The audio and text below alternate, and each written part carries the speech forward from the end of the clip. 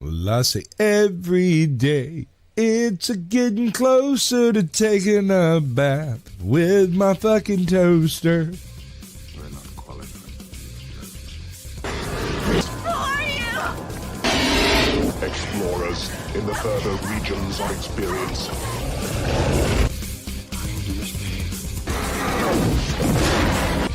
Did you not listen? Then the hell with you.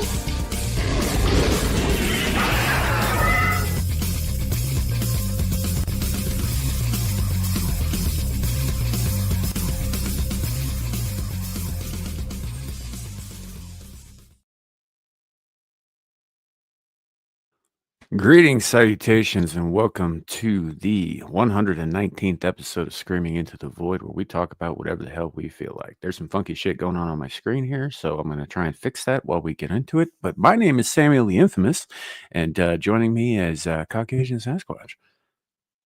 Yeah, okay. All right, so have you got anything in particular in line to kick this off with, or can I just hit you with the Cheeto magic? Why don't we? Do you think? Hopefully, we'll have a few other people joining us down the road here as we get along on the show. But yeah, we do have some stuff that I want to cover today. I got a list of things. But that said, I don't see why there's any reason why we shouldn't start with Cheeto magic. Well, I mean, I can't think of a better place to start myself. Yeah. I would like to say hello to the chat before we begin, but after that, we're all in. So first things up, we've got Dom with us today. Hello. Also, Dom, I will never, ever say that baseball is not boring. Just putting that out there. Baseball is objectively boring, sir. Yeah, objectively. You could be watching boxing. They have armored MMA now. You can watch two men in tin cans beat each other to death. Baseball's boring. I didn't know about that. I'm gonna have to check that shit out. Oh, I've got it in my playlist. I'll show you in a little bit. So we got Zillage with us. Hey, Zillage. Koha Maskist. Hello. How's the new gig going? She let us know last night she started a new job that is got some interesting hours. So we hope you're well. Clue, I see you in the chat there. Hello. Why the hell aren't you on the panel? We've got Aaron Laura with us. Hello. Moving on down. I see John Denicola. Hey man, good to see you. Let's see. I think we've got Ryan from Legion Games. Hello, good to see you. I think that's everybody so far. So yeah, we'll. Driving and streaming is illegal. Yeah, that's fair. That's fair. I'll give you that. And no, Dom, no, I never will. It's boring as shit. So, hey, Beak, good to see you, man. Dude, honestly, if I was getting head and watching baseball, I would change the channel or turn off the TV. Yeah. What's up, Guns? All right. Hey, Zeron. Good to see you. So yeah, let's get into it. Cheeto magic. Dazzle me, sir. Oh yeah. Okay. My bad. Yeah. I got it right here. I was entranced by your reading of the chat. I was taken in completely. Skadoosh. All right. So this isn't, and to do it properly, so we can actually do the thing. This is the spells failed on Reddit on r/witches versus patriarchy, which is hilarious, by the way. I didn't even know such a thing existed, but now that I know, Based If True is the name of the channel. They're turning around about 3K subscribers, and they deserve so many more. But basically, at one point in here, we're going to get to the Cheeto magic, but let's cover a little bit more before that. Sam, you're a pagan. You understand that a large portion of what is done when it comes to the old magics is intent. It is representational. It is sort of things standing in for other things because of To sum that up a little bit and to borrow a bit of wisdom from Granny Weatherwax of Discworld fame, 90% of this shit is headology. Headology, yes, sir. That is absolutely accurate. So part of it has to do with convincing other people that it works. Part of it has to do with convincing yourself that it works. And the final small part of it seems to just work. And the methodology behind it is less important in most cases than the actual intent, your drive, your energy, your focus, all into a given thing. It's very much like manifestation. Or prayer. Or prayer, yes. These are not unrelated concepts. As much as the Christians want to separate the concept of prayer and it's just not a thing that can be done. These are what colloquially we call small magics. Mm-hmm. These are the things that you do in belief and faith that you don't even realize consciously. You throw the salt over your shoulder. And in some cultures, that's to sacrifice for those that have come before, the smaller gods, the powerful ones that we don't know of, and to sling it into the devil's eye because he's always looking over your left shoulder. Mm-hmm. Yeah. So, I mean, interpretation holds a lot of freaking weight when it comes to this type of stuff, especially these types people that are already slightly in the first place. So I'm curious mostly about the Cheeto angle because I've been around for a minute, in the pagan sphere, if you will, long before I was on the active on the internet as we are now. So there are a variety of goofy fucking things out there, right? So anytime you hear the word mancy or romancy attached to the end of something else, people always think like, oh, it's big magic. All it is a fancy way of saying trying to see the future. It's really it is that all it's ever been. So you got like geomancy, which is reading the future. Either attempting to see the future or influence the future in some base line, so unconscious way. Yeah, and Hollywood's done a pretty big disservice to some of this stuff. Like people think of necromancy as actually raising the dead. That's not what necromancy is. Necromancy is just talking to the dead. That's it. Yeah, they don't necessarily answer.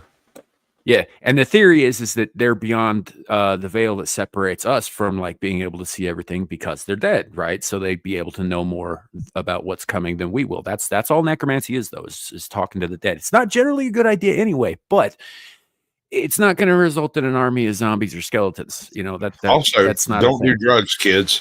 Just don't do drugs, right? So, and most of this will go by the wayside. You don't have to consider it, but anyway, right. The reason I bring that up, though, before we get to this, is that there are some really oddball mancies out there.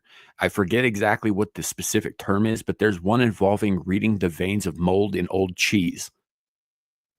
Right. So exactly.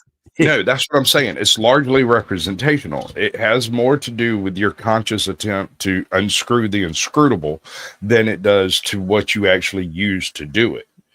Mm-hmm. Yeah. There's some weird shit out there, and some of it's so bizarre. But so the Cheeto thing, like I'm on board so far. Right. It's not off base if you understand what you're actually talking about here. It sounds absolutely absurd, but if in your mind that man is a literal Cheeto, then the manifestation qualities of the exercise actually seem to hold water. Right. Anyway, I'm gonna let him. I think I broke my mic. Is that working? Yeah, it's working. All right. I'm gonna let this cat take a swing at explaining the situation to you, but it's not just Cheeto magic is my point. Cheeto magic was just the part that caught my attention. Right. So what I'm getting from the context of your words is that Cheeto is a stand-in for the orange man in this context. Yeah, such a bad orange man. How dare he? All right. I got you. All right. Programmed to be. You can't cast a love spell on someone. Someone casts a love spell upon themselves. Playing in the realm of magic is not for the faint of heart. If you had a vendetta against a woman, you could just accuse her of witchcraft. It really just meant death. The feminine was erased from the nature of the divine. Jesus was a full-blown witch. Can somebody do a curse on you or black magic? I can see so many in my chat just losing their shit right now. I'm worse than Lawrence, I'm telling you. Once I figure out what we're doing here, I know exactly where the watering hole is, and I'm ready to poison it. Let's go. Got a whole dead carcass for you. Watch this smell. On you. Hello, Internet. Bald if true here, and ladies and gentlemen, these spells did not work. Our Slack, which Are is you versus sure? patriarchy, is in complete shambles right now. And who do we have to thank other than the great pumpkin himself? So without further ado, subscribe, join the First Amendment Discord, and let's get right into it. All right, so here we are. Let's go to the post-election. There's a lot of this crap. First, roll up your sleeves, and it has 93 upvotes, 124 comments. This event from the Election Response Center has been shared to build the movement that will fight for each other over the next 4 years. Women's March also doing a mass call. Okay, I actually have to click on this. No. Okay, so a large portion of this stuff is attached through quote unquote the feminine or the gynocentric universe, right? If you've ever had a chance to talk to some of these, like when you're talking old magic, Wiccans are New Age. Just Wiccans to be clear with everybody, like they are 130 years old. That's as far back as they go. They tell you that they go back to like the days of the fucking Druids, which is stupid because the Druids were male led. But you know. Oh, Wolfie has been smuggled in from Bolivia. Fair enough. Fair enough. That seems, congratulations, welcome to America. Damn wolves. But the whole like feminine power thing that and the manifestation thing and Wicca in general, like modern Gardnerian Wicca is very New Age, and they don't like being reminded of this, but it was set up by a man. Right. Oh God, it's so great. We'll get into him on another show, but what I'm getting at here is there's old magic, and everyone knows old magic, even if you don't know it. You're right. Mm-hmm. You're constantly, like I said, you're stepping over thresholds, not on thresholds. You're not stepping on cracks. You're not stepping on transitions. You put your feet firmly into the square. Almost all of us does this. This is something that just pattern recognition seems to insist on most people, unless you're a wolfie and then you jump up and down on cracks because you hate the idea of superstition ruling your life, and it's an interesting take, but whatever. My point is, it's all representational. Every bit of it ties straight into this new age concept of equity and individuality and my truth versus the universe. And that whole concept is ripped whole cloth from just the freaking spirituality of the 19th century. It was lifted, in the mid 50s, early 20s. Right, and you're talking about a period of time where they're like seances were a big thing, right? This was around the time that the Ouija board really started gaining traction before fucking Parker Brothers decided to sell it to 5-year-olds. This was a time where people were so this is post Enlightenment, right? Right. So exactly. The Enlightenment happens and everybody goes, "Oh, God is dead because we know everything," and then along those lines. Like along that timeline, there was a group of people who just decided that, no, there's got to be something else out there, but it can't be God because we debunk God. So we're just gonna, go along these lines here. And a lot of them started dabbling in things that have roots in antiquity, but that they do not fully understand. Real quick. A Ouija board, by definition, is both necromancy and demonology. And both of these are verboten in virtually every religion ever known to man. Right. Well, in simplest terms, and I think I've defined it before on this channel, the Ouija board is a key. It opens doors. The problem is that it opens random doors. You don't know which door you're opening when you use the damn thing. It's better not to fuck with the key at all. It's true. Those doors are closed. They are meant to be closed, and saying things or doing things wrong when in close proximity to such edges can be a bit dangerous. And here's the thing. Here's the real problem here. It doesn't have to be dangerous to other people. Mm-hmm. You can sucker yourself into a thought loop that makes things come true. That should ordinarily not be a problem. But this dude's going to go through and basically show you the verbal spurging of every single witch in the universe right now. Yeah. It's like the force has been hit.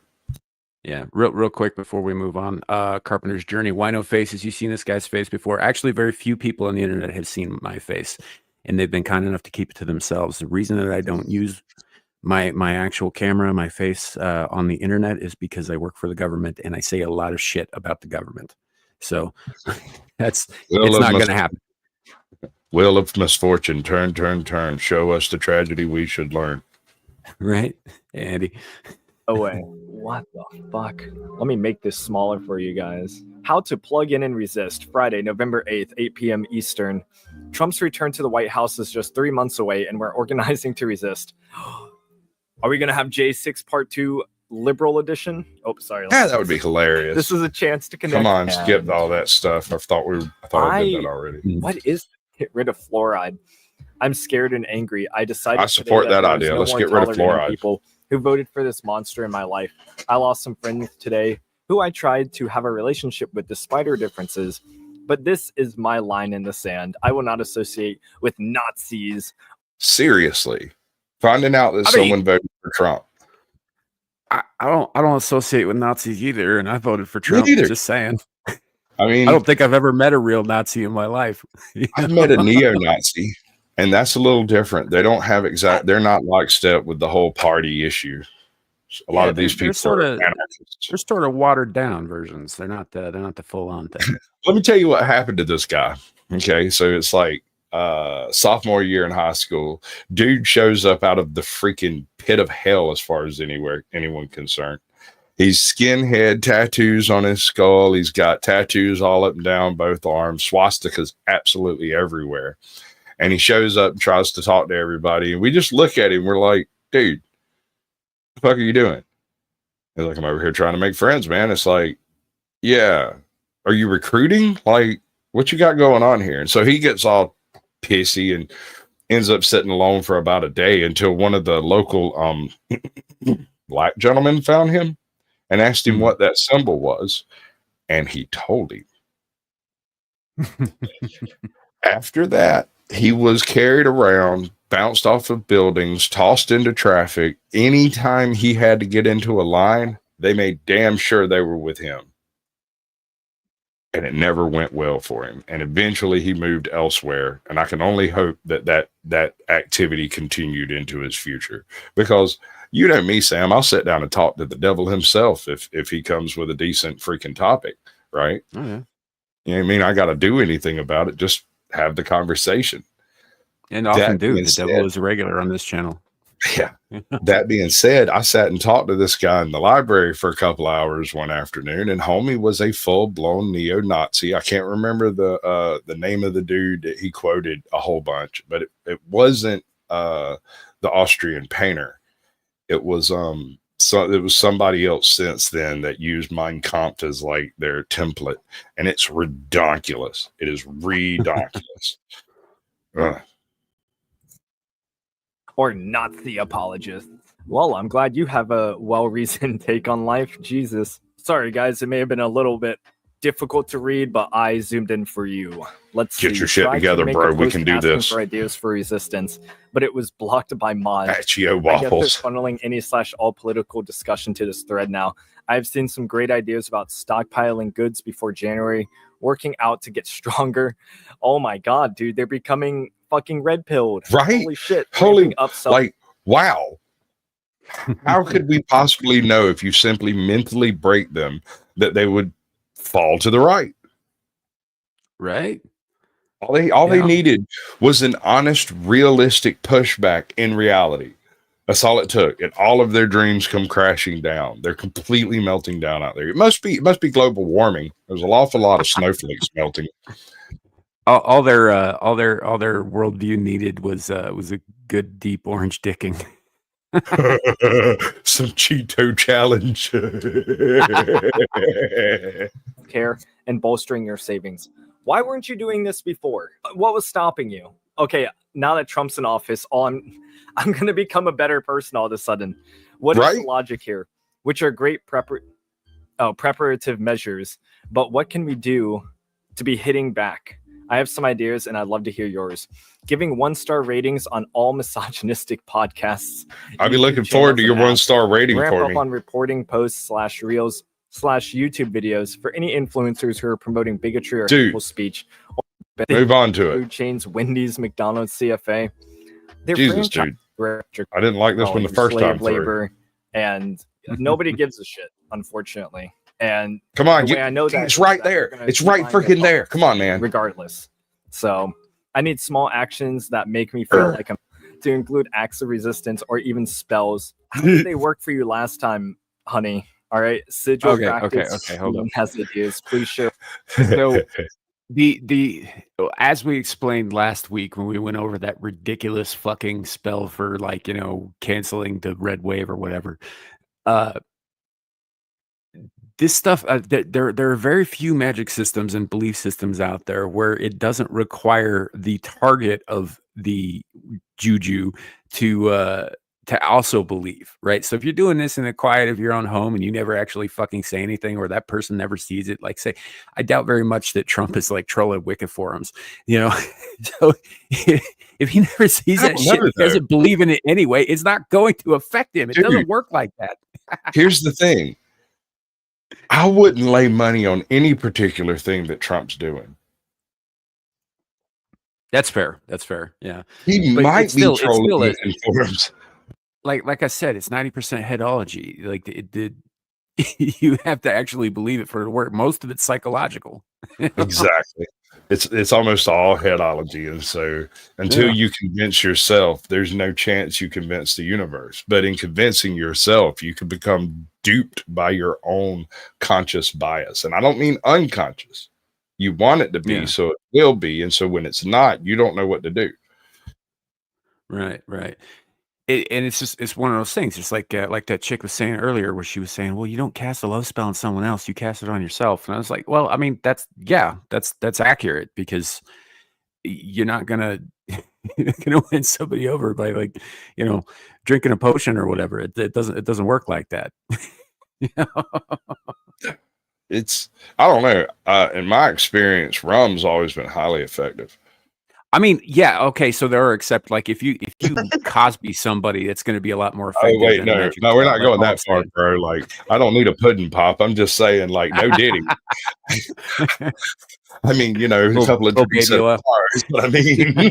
Like, we can even do it in the car. I don't mind. It's just not the pudding pop. You put the pudding in the pop. Oh, I apologize, chat, for that terrible Cosby. Oh my God, we got to get you to do more freaking imitations. We got to get you to do more impressions. Yeah. You're I'm working on them. You're not bad at them. You just need to do them. Do them. Hear what you have been doing. Oh man, I can't wait to see the protests begin. Oh man. Oh my God, they're doing a voodoo with a cheese. Ladies and gentlemen, Orange Man Bad. This is how you do magic. Is it? As long as he believes it, it's magic to him. So I will say this, and I've talked about this on the show a number of times. Voodoo works. Voodoo doesn't give a fuck if you believe in it or not. This is a fact. Right. However, just saying this Cheeto represents Trump without actually, like, just because it happens to be the same color as this fucking spray tan doesn't connect it to Trump in any way. You need to have something that personally identifies Trump. At least stick, like, a little fucking photograph of the man's face on there or some shit like that, or get a lock of his hair, whatever. But you can't. It's just a random Cheeto. They're not going to recognize that as an active. Stop. Anyway. Pause. No. You just said something very important. I think needs to be covered. They're not going to recognize it. Who are they? Yeah, them. The Loa. Yes. Those wandering spirits of the universe that may or may not have been human at one point. Well, the Loa are gods. They are specifically lower gods who have no problem fucking with mortals because they have nothing better to do. the low gods. And if you try to convey this into a Christian perspective, which admittedly is impossible, Well, there are tie-ins. So voodoo has they would some view basic them Catholicism. as the higher demons, the more I don't even know the term. Like, they're not evil in the sense of being evil. They are so alien to human thought that you would misunderstand what they're doing as being evil. Mhm. Yeah, but this right here, this is some invoking Baron Samedi shit. You do not want to do that Yeah, this ain't cool. This is because not. then you've See, got his attention, and you do yeah, not want that. those guys pay attention. They will come and say yes. It's like saying the word Pazuzu too many times in the D&D adventure. That fucker Right. might show up. Right. Ito. These guys put skin suits of Alright, I think people that on was and cosplay. You know, like they Yeah. jump in, like possession's like just a fucking pastime for them. You know? Absolutely. Absolutely. And it's really hard to get this across, especially to hardcore Christians. And the best way I've figured out how to like get them to think outside of the Christian box enough to conceive of a low God is to compare them to the greater demons that have not been named, right? You're talking in equal to Satan and equal to Gabriel and equal to these other Elohim that have not been named. They are simply other powers in the multiverse that sit around and wait for somebody to accidentally say their freaking name or do something that gets their attention. And then they get to have a little fun. I mean, I get it. Eternity's a long time to have nothing to do. Right? Or doing the same thing over and over. And Yeah. we are queer little animals. We are strange and unusual. And I believe we might be the best freaking entertainment that God has to offer. All right, let's check out the next one that I had. It's I think it's that one. Yeah. Back that up just a hair. For the sake of creativity, pick whatever you think would be fun to be remembered as. Oh man. Lose the shackles. No one's whore. Teared up on that one. Scared of your body, my choice. Scary misogynist chant. Really scared. Thank you for your poem. This brought real tears to my eyes. It's the very first thing I've read that made me feel energized and ready to fight on instead of hopeful and numbness. Okay, that's another feature. Hopeless. The hopeless numbness they speak of is called apathy, and it's been there the whole time. The difference is they've been actively fighting against it with a hypothetical goal in their life, which was to elect Kamala Harris so that their weird progressive policies will be propagated into the future. Donald Trump is everything they hate. I mean, physically in the universe, emotionally in the head spaces of these people, he lives rent free. And it blows my mind. I used to laugh at the concept of Trump derangement syndrome. I don't. That man has driven these people crazy. And if he was guilty of anything at all, they have done so many deep dives into his past from so many different angles, utilizing so many different like literal intel agencies. And every single one of them says, oh no, he's dirty. We just can't prove it. Well, I have a theory there. If he's dirty and you can't prove it, then perhaps he's not as dirty as you believe. Your beliefs seem to be informing your information instead of the other way around. We've lost Sam, which means I have unlimited power. Actually, I can't press any buttons. So it's going to be a very boring show at this point. Numbness. Wow. I don't know why I'm doing this job if I can't even fucking read. Face shape feminization before and after 5 months. Oh, face shape feminization before and after 5 months HRT. No makeup, no.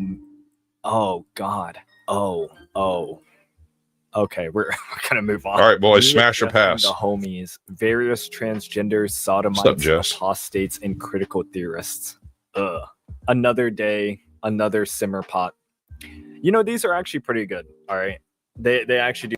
I disagree. I find these annoying, and oh yeah, this will do. in Yeet. any way. This is certainly why you lost. I don't have words right now, but my soul will settle and my tears will dry. So rest tomorrow, for today we rise. Oh, That word my is tomorrow. Lord.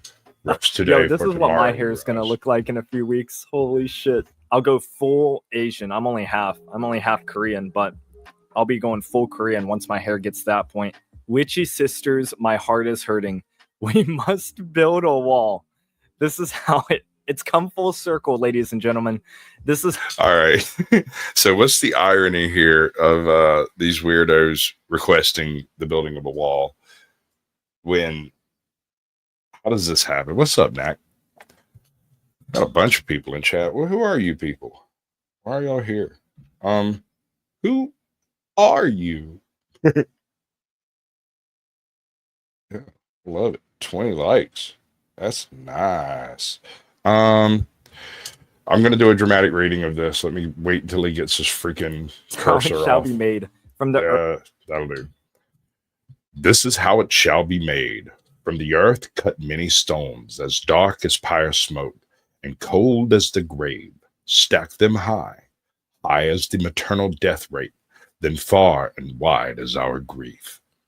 Oh, and yet I fear, even so, there cannot be enough space for the sisters, daughters, wives, the mothers, the aunties, the nanas, and gigis, for the women and the girls, for the names for the names of those who died, will die, are dying, at the hands of violent men, by the word of bitter law, with the permission of those who did not vote. Can't read who wrote it. Earth cut many stones, as dark as Carter Reary, I think. Carter Henry. There you go. There you go. wide as her grief. Hopefully Sam will And be yet I back fear, soon. Even so, there cannot be enough space for the system. That's pretty much all I brought, unless you want to hear some more liberals like just crying into a bucket. Because I've got the buckets. I've got barrels and barrels of liberal tears over here. It's a thing. It's totally a thing. I think we could like distill out some actual copium if we put together enough liberal tears and then distill it. What say, Lou? Who we got over here? What you got? We got Shameless. I can't click the buttons, damn it. It makes it impossible. This makes it difficult at best. Yawn God. Oh, your internet has completely kicked you. He claims he will return, but that is an empty threat. Yeah, witchcraft and disorder go together. Ben T, good to see you. Postmaster. What's happening? She'll slip your punches. I really dig that name. I'm giving you a participation trophy immediately. North Alabama Cryptid, Mr. and Mrs. Knack. Welcome to the show. Appreciate it. Justin Thompson, good to see you, bud. What say, Lou? I use liberal tears to make your coffee. See, I use it to sweeten my coffee because I like the taste of fluoride. Okay? But you got to be careful. If you drink too many liberal tears, you're liable to become a liberal. Let me explain how that works. You see, liberal tears have a lot of soy in them, and soy blocks the pickup of testosterone inside the male brain. And so if you're red-pilled as I am, and you drink too many liberal tears, you might start having purple thoughts. Welcome back. Okay. Yeah, sorry about that, folks. For those who don't know, my internet sometimes decides it hates me.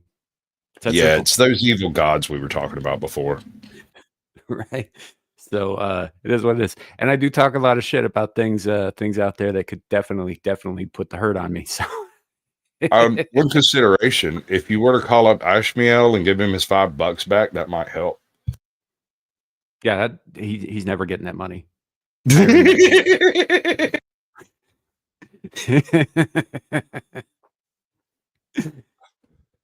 where do we go from here? Soy and salt. Yeah, that's the modern magic. Right.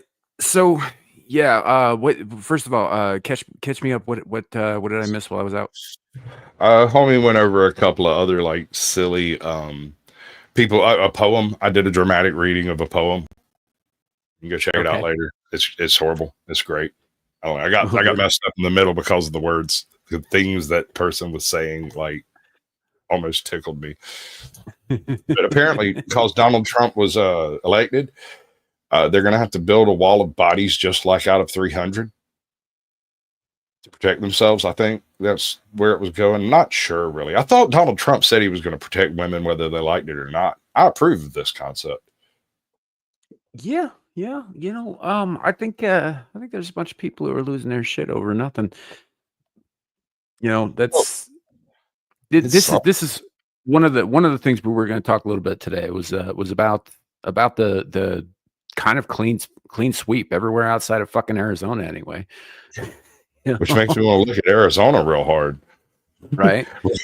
I got another one. We touched on it last night. Apparently, there's actually a bit of a movement building behind this concept of finding our lost Democrat brothers and sisters from the last election. We've got to find these people. They are missing. They clearly need help. I'm telling you, dude, they don't exist. But if they don't exist, we should prove that so that a FEMA doesn't have to keep looking for them. Right. Because they're Democrats. Yeah. No, I figured because last week when we were talking, the election hadn't happened yet. We were sitting there, edge of our seats, biting our thumbnails and just being like, hopefully this goes the one way, but I could absolutely see it go in a whole other horrible direction. And I was pleasantly surprised this week on Tuesday. I was right there with everybody else, just like sitting on the edge of my seat, waiting to see how it turned out and shit like that. And holy shit, did people turn out? I totally went to bed early, bro. I didn't even make it long enough for my state to get called. I was like, I drank me a pint of rum while I was live with American Justice of Texas, and when I got to that point at the end of the show, I was like, yeah. Dude, my state was called 43 minutes after the polls closed. Wow. See, that's what I'm thinking right here, man. This feels like the steel was on. They realized it wouldn't work anywhere. Mm-hmm. And all the plugs got pulled on all the mechanisms because the wave has been absolutely insane. It's crazy. You would never in a million years expect some of these districts to swing red. Yeah. You cannot blame all of that on Trump. It's not Trump. It's the Democrats themselves. It's their policies. It's how hard they tried to push a cabbage. Well, dude, I brought this up last night on Beelzebub, man.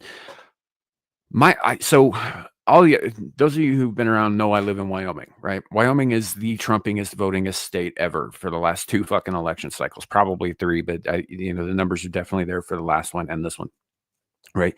Now, Wyoming has 2 very blue areas, right? They're not large, but they are definitely very, very blue. One of them is Jackson Hole. Jackson Hole is where the Cheneys have their property. It's where Harrison Ford fucking lives. It's where all those Hollywood fucksticks live. Right. It's very, very, very blue. Hey, Static. Welcome to the show. Hello. Greetings and salutations. I'm here to dunk on some slack-jawed people. All right.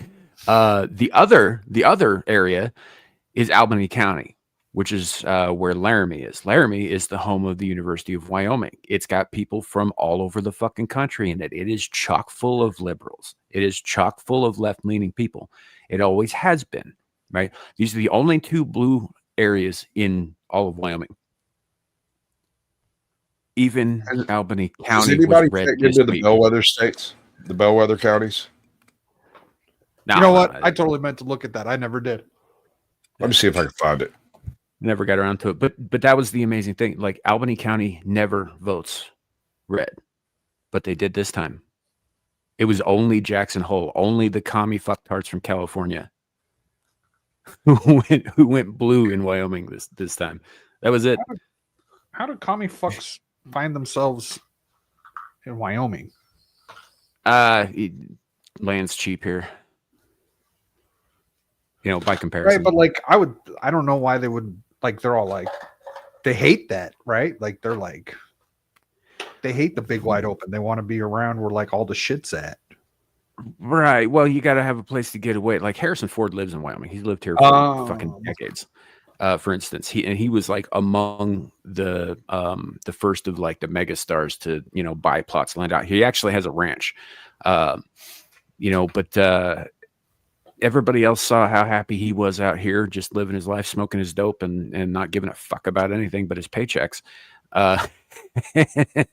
And so it's like, hey, we want to do that too. It got trendy. It got trendy. The same way anytime some rural or small town area all of a sudden gets like gentrified and blows up, and then all the locusts leave, and they leave all these fucking high ass property, prices behind them, and all that shit. It's the same shit. It just happened to stick in that one area of Wyoming.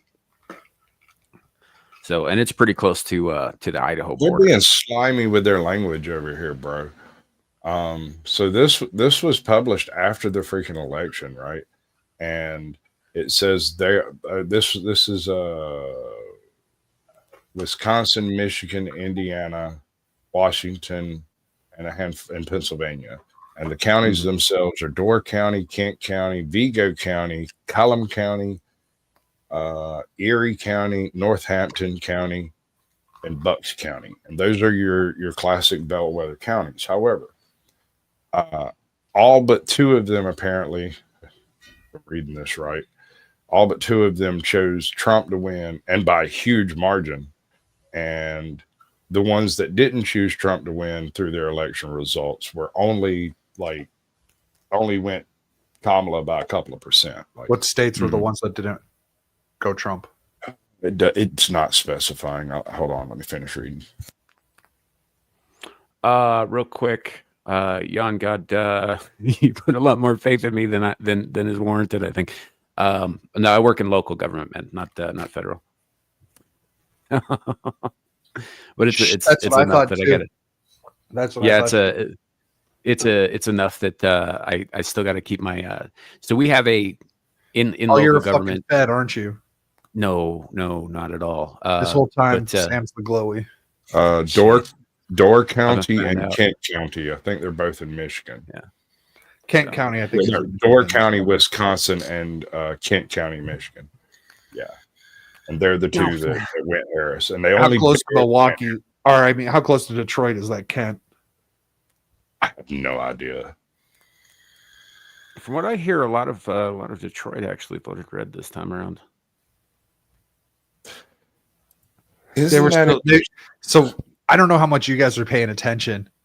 Like there was still waiting to. I'm pretty sure they were waiting to figure out how many drops they could make.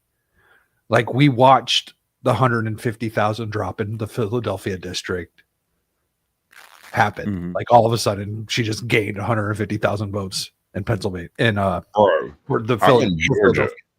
I'm in Georgia. The last election, we had what I refer to as a Biden bump, where around 3 a.m, several 100,000 votes just popped out of the freaking ether, and there were quote unquote mail-in ballots, and there's a busted pipe, and don't worry about it. Yep. We're going to stop counting, but we didn't stop counting. We just sent everybody home, and there were no people watching the election.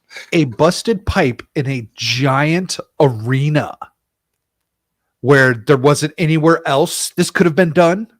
Or was it on the other side of the arena from where everything was happening? I know they weren't using the whole damn thing to fucking count ballots.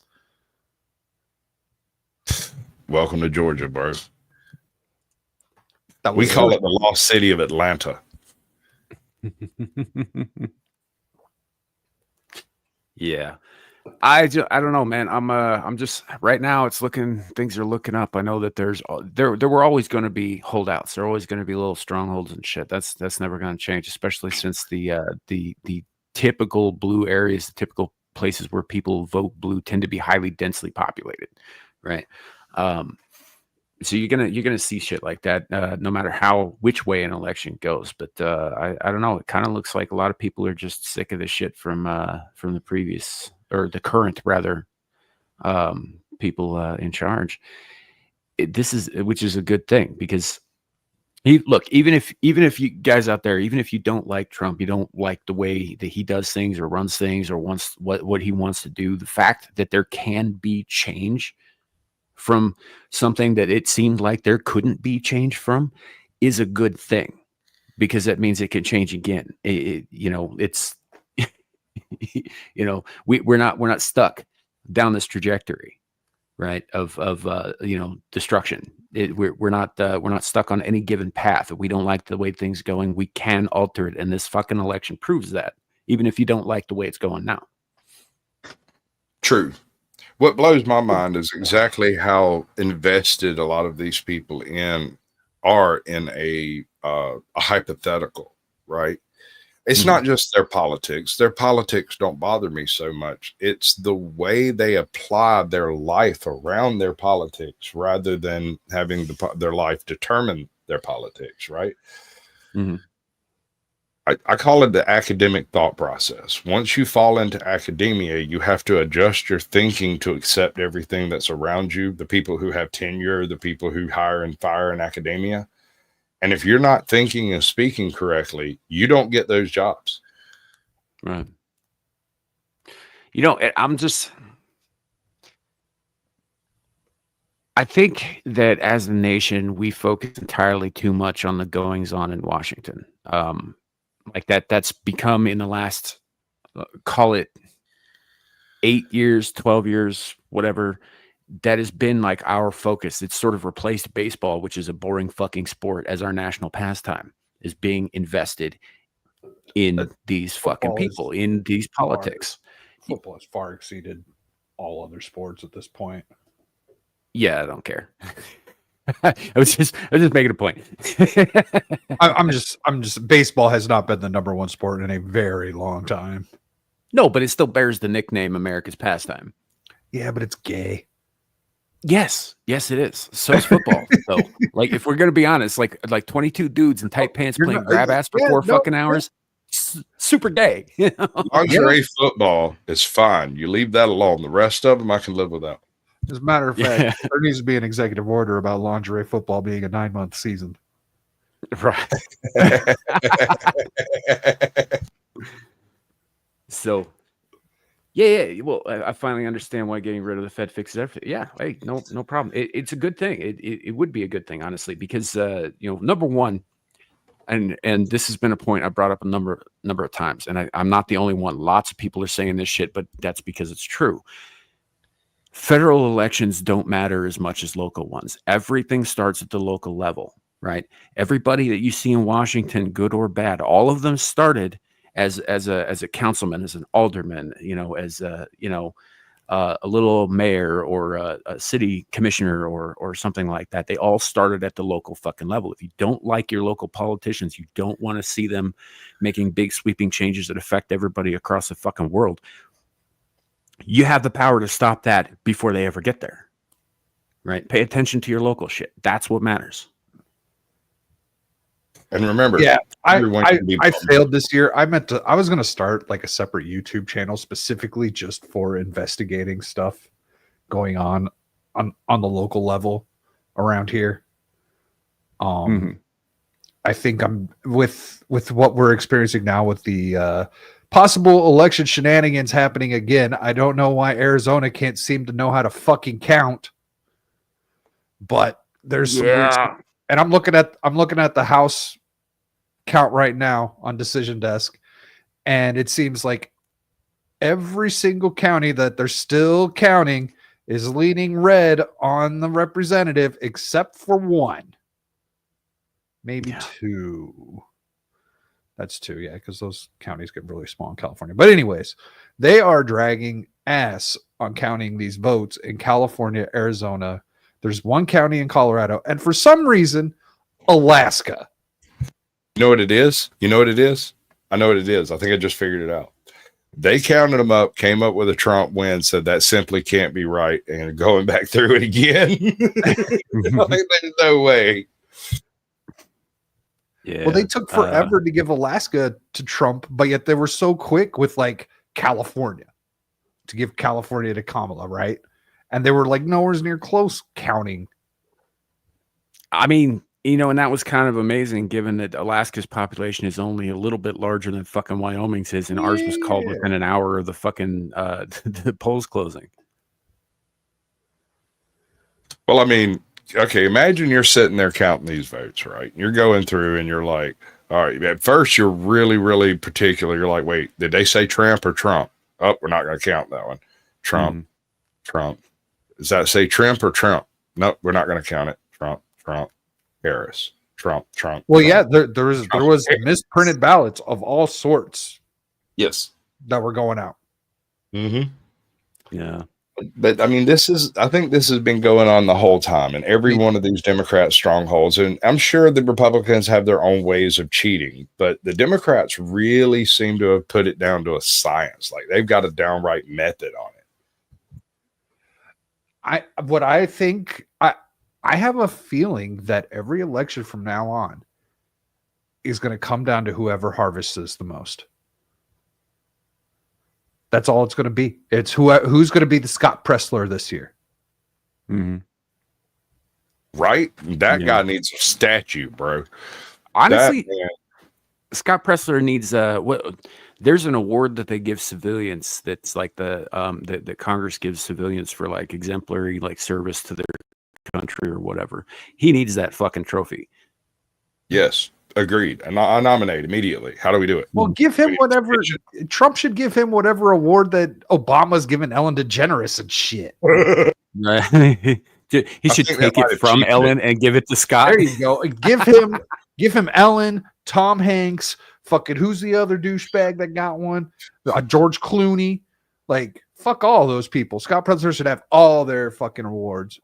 I mean, you know, speaking of erroneously given awards, I mean, if Obama can get a Nobel Prize for being president while black, then can't Trump get one for being president while orange? Bro, that's deep. That's what he got it for. He didn't actually contribute to anything positive in promoting peace, right? Which is what the prize is fucking for. Historic peace treaties ever. They gave him that after he bombed a fuckload of brown kids. Yeah. You know? Yeah. Name someone Obama. And Americans. Yep. Yeah. You know, and which by the way, his whole platform, his whole race shtick that he ran on, right? That did nothing but promote division, right? Like, how do you get a peace prize for that? Well, look, that was the same thing that Kamala did. Yeah. Kamala ran completely on identity, and it failed. And changed her identity. See, the reason Kamala failed is she never actually achieved any type of a win anywhere in her career as far as being voted in. She won a single Senate race, and it was against another Democrat, if I remember right. The rest of them were all against Democrats. She won a nomination against a Republican somehow, or something like that, back when she was in California and doing that whole thing. So Captain Curmudgeon walked me through all this stuff one time, and I was utterly astounded. I'm like, so you're telling me the Democratic Party hasn't voted for this chick once? He's like, no, some people have voted, just, not for president. Right. And for context, the Nobel Prize was created by a guy named after Nobel. I forget his first name. I want to say Alexander, but that's just because I'm thinking Alexander Graham Bell, Nobel. Anyway, but if I remember correctly, he was the gentleman who accidentally, while he was trying to do something else, he discovered TNT. Right, Alfred. And and after his application was then used in to fuck people up. I mean, obviously it had other applications like putting tunnels through mountains and shit, and mining and all kinds of stuff, but it was used in combat as well. It was used against human beings, and he was so fucking horrified by this that he gave up a bunch of shit, and he created this prize to encourage people to invent or create or promote or in some way contribute to people not killing each other. That was the entire fucking purpose of that prize. You ever heard of the Christian gun? Huh? There was a guy right, he was a contemporary with Nobel, with Alfred, and he invented a Gatling gun type device that shot cube shaped bullets at heathens and round bullets at Christians, because you got to consider their religion before you shoot them, apparently. I don't know how you could tell when you're over here using the Puckle gun, like they're 50 yards over there. Hey, are you Christian? No? Okay. I don't get it. I mean, Yeah, the thing about bullets is they don't discriminate. You're right. Equal opportunity destroyer, baby. Oh no, Yeah, it's the police. The YouTube police have showed up. Everybody put up your stash. I got hands up, don't shoot.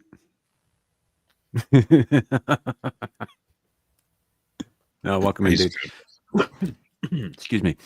So yeah, I'm pretty stoked though. It's been that like I've said before, and Static knows this. Like I am not 100% on board with Trump like I was 4 years ago. And it's not that I'm against the man at all. I think that he could do some great things, but I remember how it went last time too. And the man didn't find a spending bill that he didn't ever fucking sign. That is true. He also even a lot of the good stuff he was trying to do got blocked by people who were supposedly on his fucking side, Right. over and over and over again. So like I remember all that shit from happening last time around, and I am not sure that he is the best possible person to have in the office of the president of the United States. However, of the choices, I will take him over cackling Kamala any goddamn day. Well, I can see cackling Kamala being led by the nose ring through anything they want her to do. I don't see anybody influencing Trump beyond his own freaking brain pan. I'm good with that. Yeah, except what it is, what comes down to Trump is that there's a very good chance he's easily manipulated by people that he trusts. So let me ask you this, and this is for both of y'all. Last time Trump was in, he was basically fighting against a blue Senate? And Blue House the last 2 years as well. Right. So he's in there with a full red wave right now. He had a full red wave his first 2 years. I was gonna say, he started out that way the first time around too. Paul Ryan fucked him. At Pence, but what do you want? Here's my question.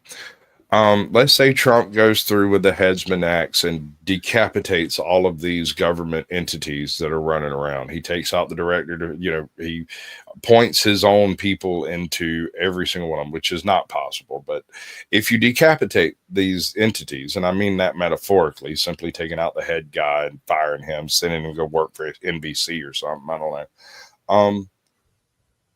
Aren't their replacements going to be almost exact clones?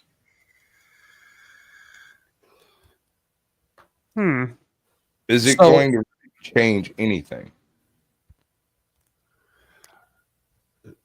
So, okay, like we're going to have RFK as our Secretary of Health or whatever instead of the tranny we have now, right? Sure. He has a chance to actually make some changes with how the current FDA and all that crap is being ran. I do think so. Trump's come out and said that he's going to put an end to the Department of Education, but yet we got a picture of Betsy DeVos possibly on his cabinet again this next go around, and I don't know how she feels about that. Yeah. I mean, I'm with him on it. Fuck the Department of Education, but yeah, it kind of depends on the people he puts in place to deal with these things. And like RFK being the Secretary of Health, I'm more than happy to let him take those reins because he actually seems to care about whether or not we're fucking healthy. We hyper processed fucking food products, GMOs, fucking fluoride in the water, like whatever else they tell you about fluoride. I ain't necessarily sold that it makes people fucking susceptible to brainwashing. You know what? So health. I spent some time with Grok talking about fluoride and the fluoride in the water. And it all boils down to poor people who can't afford toothpaste or go to the dentist. That's why we have fluoride in the water. And it doesn't take into account any of the most of your studies done on fluoride are involved in overdosing to an extreme extent in most of the studies I've found. And yes, it does have a detrimental effect on cognitive capability long term. And I have a dentist who's like, you don't need fluoride toothpaste. No, you don't. You don't need fluoride so of any kind. I'm a cheap bastard. The dentist I go to is a student in school. this is what they're telling them in the school, that you don't really need the fluoride toothpaste. Yeah. Does this student speak English? I'm just curious. Yes, oh yeah. Okay. Most of the had people I've worked with have been actually white and female. I had a student work on my mouth one time, not a lick of English, and it was a goddamn nightmare. I felt like I was in fucking one of Mengele's labs. I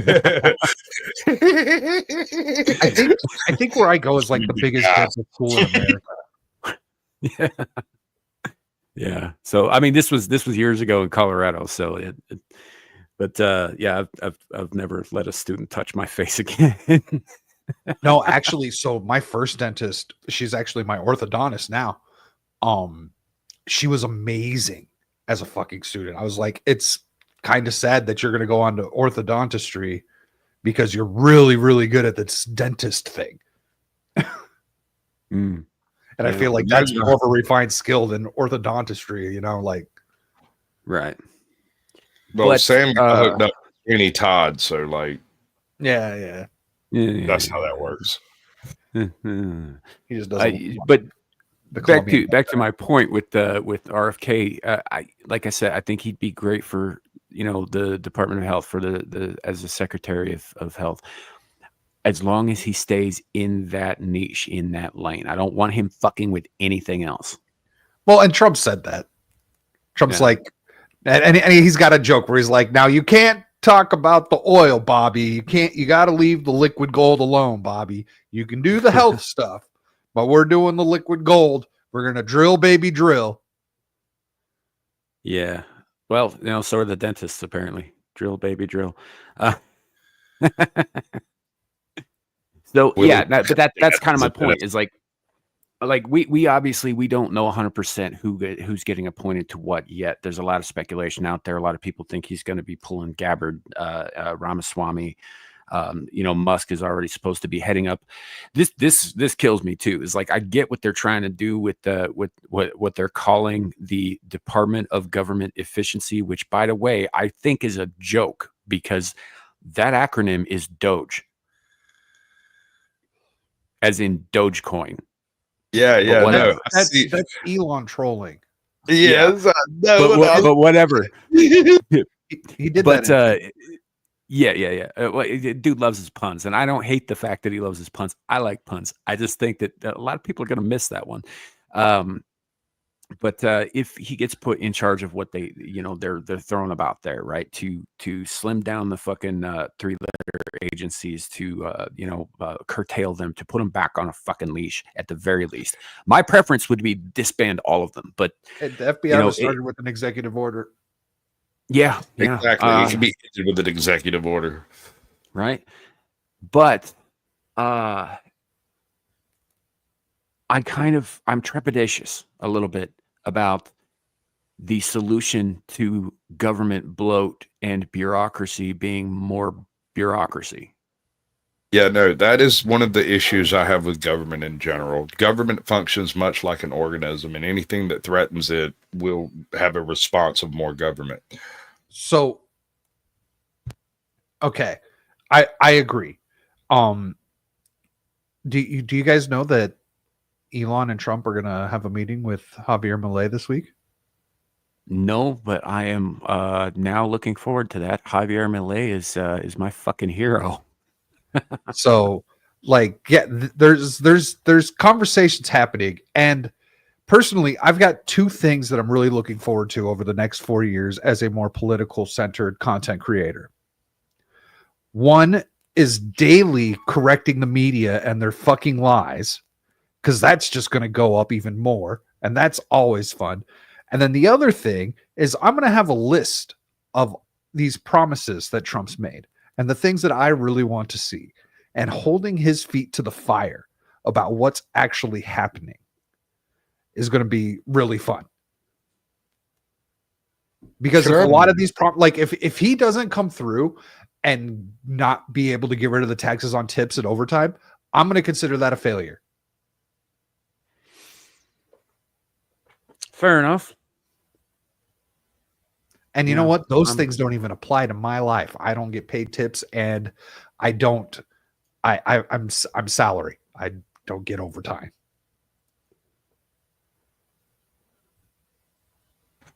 Okay. But I think those are two huge moves that actually create more of an equal playing ground for this country.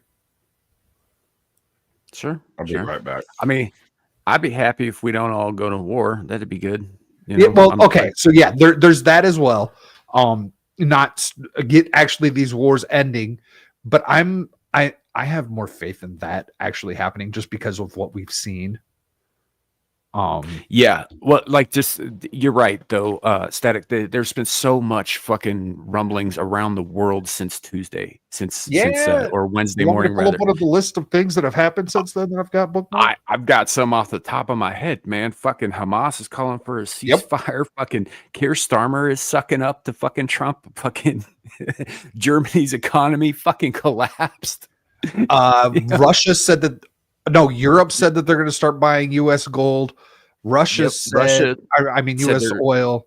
Yeah, Russia said they're not dropping the U.S. dollar. Yep, Russia's going to continue to trade in the petrodollar. Yeah, and then they also said that the Democrats were going to kill the dollar. Yeah, well, they're going to try. They've been trying, and well, so both far sides have been trying successful. until Trump. Both sides have been trying until Trump. But here's the thing. Here's the thing: is he isn't even in office? He's president elect. They still have 2 more months of the Biden administration. And lest we forget, it is in fact the Biden administration and not the Kamala Harris administration. But he's not even in office, and the fucking stock market's took an uptick. You know? Right. I could explain what that means to me, but ladies and gentlemen, if you don't have a capital gains tax, you should shut up about a capital gains tax. Yep. One of the weird things is, why was Zelensky on a phone call with Trump and Elon? Because he wants his money. Right, but what does Elon have to do with that? Probably not much, aside from the fact that okay. So Elon did drop a bunch of fucking Starlink off in Ukraine. There's that. Well, beyond that, I've got another theory attached to why Elon's being brought in like this.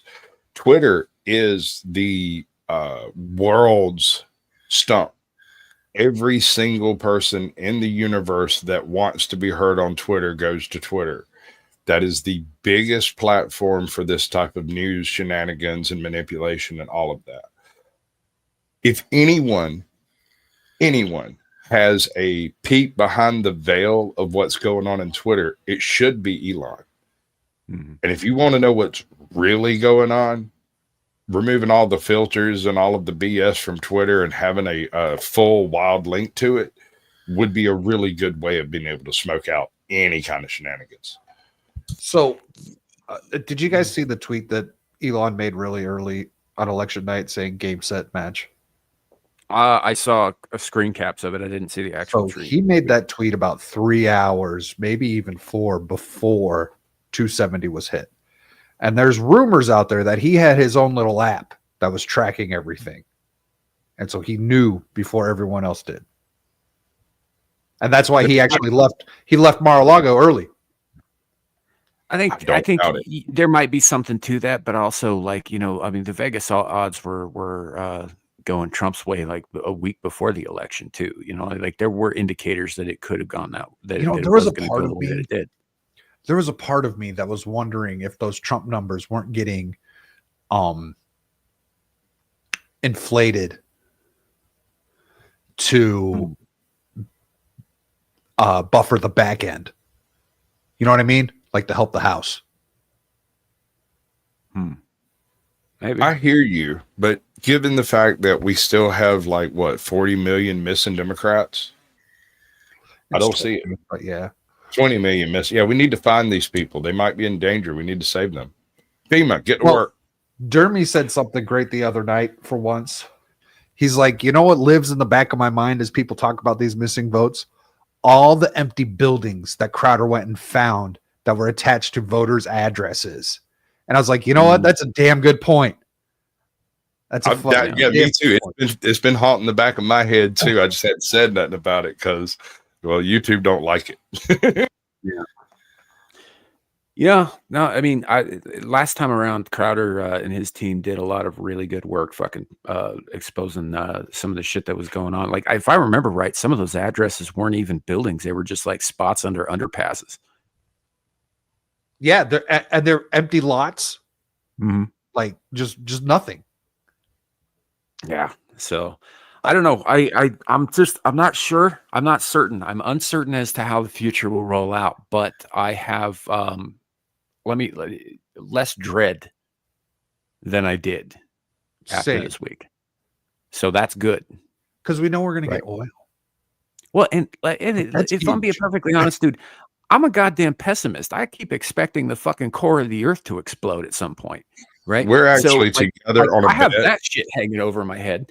No, we're together on a bed on whether it's an asteroid or the Earth's molten core. Which one gets us? I'm with the asteroid myself. Or a combination of the two, whatever. But the point is like we're constantly living with this expectation that something fucked up is going to come and throw all of our lives into complete chaos and disarray forever, right? At least I am. I can't speak for everybody in the world. So this lifted a little bit of that off of my shoulders this week. Well, that's good, I guess. That's for me. That's excellent. I am the eternal pessimist. So yeah, I'm happy about that. But in addition to the election news, which is obviously all the news because it's affecting literally everything in the world, like with Germany's economy collapsing, that's going to directly affect the viability and continued lifespan of the fucking EU itself because it's all tied to Germany. Which will change the power dynamics all throughout Europe, which will change everything about what's going on in the Balkans with the Ukraine Russia thing. Plus, if they're talking peace now and all that, everything's going to fucking change rapidly, and it is. There's so much shit going on in the world that I think people miss on some of the little things, and I'm going to bring up one of those little things here now because I did promise we would be talking about some stuff that wasn't necessarily, politically related today as well. So, you guys hear about this shit? I did. Yes. Listen, I vacation about 15 miles from that place. I'm getting me a monkey. I'm going to get me a monkey. Theo Vaughn said it was time to pack up the truck. He was like, get ready to go. To be fair, these are not like wildlife preserve monkeys. These are fucking lab monkeys. Yeah. Damn right. I'm getting a monkey. Like we don't know what kind of weird ass mutations or diseases they're carrying. Hell yeah, I'm getting a monkey. I'm so proud of this. I just want to thank everybody who made this possible, including whatever idiot it was that left the key in the lock. Right. So to cap off here, there's a chief nerd here who posted this, put a little excerpt of the article, which he didn't link, and I didn't bother to go look up because the headline itself is fucking hilarious and talk worthy as it is. Dozens of macaque monkeys are on the loose in a small South Carolinian town. Haven't the Carolinas been through fucking Beaufort. enough recently? It's Beaufort. It's not Beaufort. It is Beaufort. Okay. I don't think it says the name here, but town after escaping from a medical research facility. Residents in Yamasee, a town of 1,000, less than 50 miles west of Charleston, have been told to lock their doors and windows to prevent the primates from entering their homes. The animals escaped at 1 p.m. on Wednesday from the Alpha Genesis lab that tests experimental drugs and vaccines for various infectious diseases and disorders. So that's concerning as fuck. I'm going to have a monkey. And AIDS. I don't care what the monkey has. I'm getting a monkey. Yeah. Now these are rhesus monkeys too, which are they make pretty good test subjects. Dude, that is straight out of what was the Dennis Hoffman film? Outbreak. Outbreak. Straight out of Outbreak, bro. This is a plot, man. Oh, it's great. I'm getting a monkey. Well, Suka, that's the thing. They couldn't just have some virus. They probably have fuckloads of viruses. They were being tested in virology experiments. Details. Just don't have sex with the monkey. You don't have to worry about it. I'm getting a monkey. Or get bit by them, or biting you as well. I don't yeah. know. Dude, I'm far more violent than that monkey. I don't know. These monkeys are probably pretty virile. I'm sorry, I meant viral.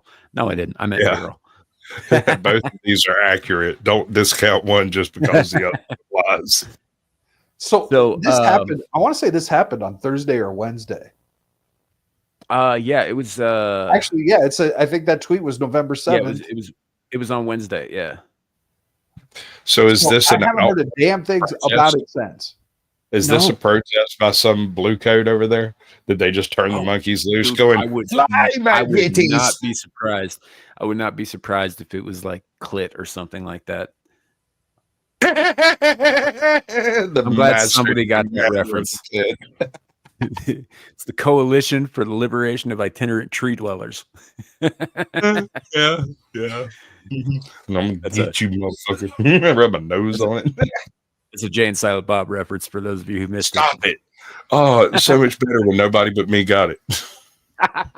Now it sucks. So this animal testing company just got $19 million from NIH just in 2024.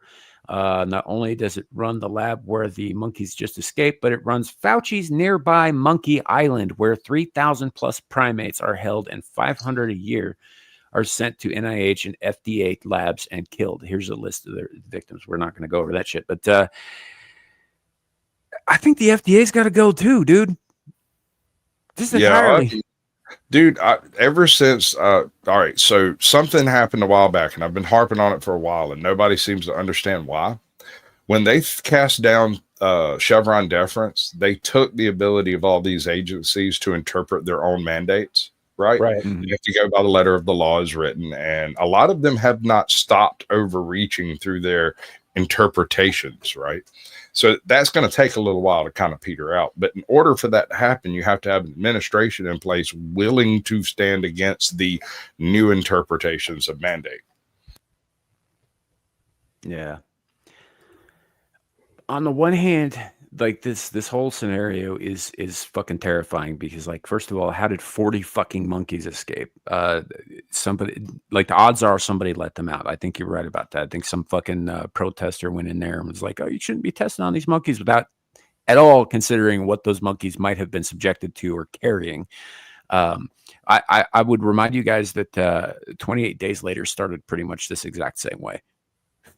That thought had crossed. Yeah. Yes, that's true. This is the rage virus in that case. Yeah, but I don't think they're wanting to create a rage virus in this case. I think they would be happy for any particular person to come across them.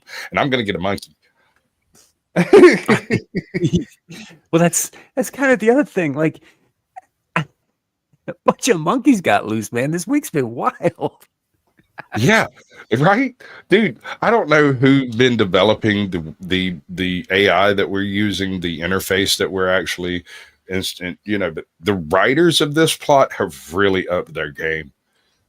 Yeah, it made me think of that line from Firefly where Mal's trying to figure out why Kaylee's not in the engine room. He's like, "Were there monkeys? Did some terrifying space monkeys get loose? Maybe terrifying space monkeys get loose, right? No, they get it back together. Come on, girl." Terrifying space monkeys, right?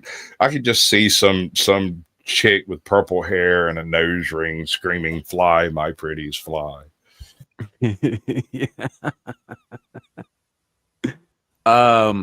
Andy, I'm not gonna lie, part of me is looking forward to the end. Part of me has been looking forward to the end since I was a very small child. Then I had kids, and it sort of changes your outlook on things, and I don't really want it to happen like immediately anymore, but that there is a little part of me that is looking forward to it. Yes. Why do you think I live so close to Yellowstone?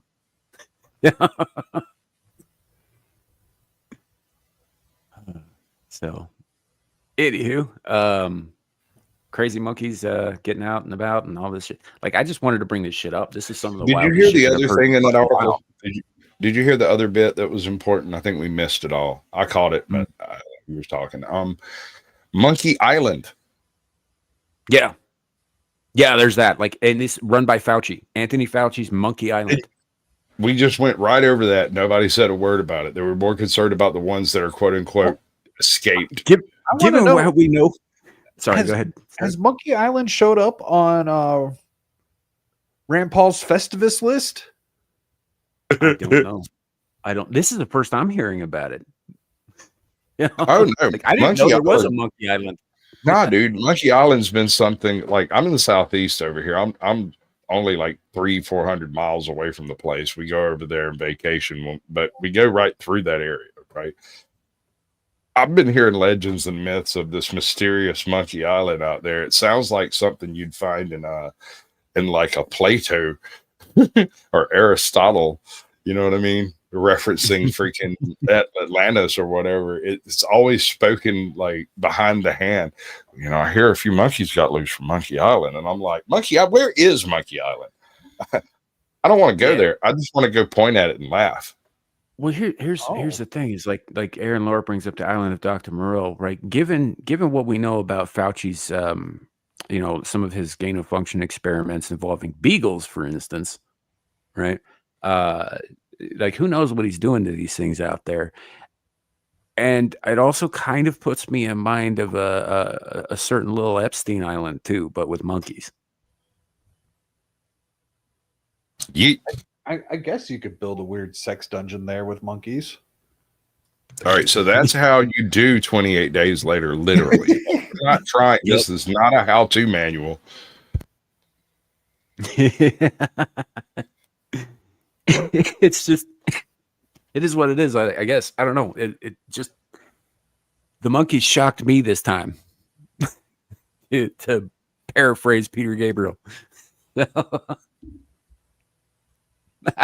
Oh no! See what I got, broke squad. Oh no!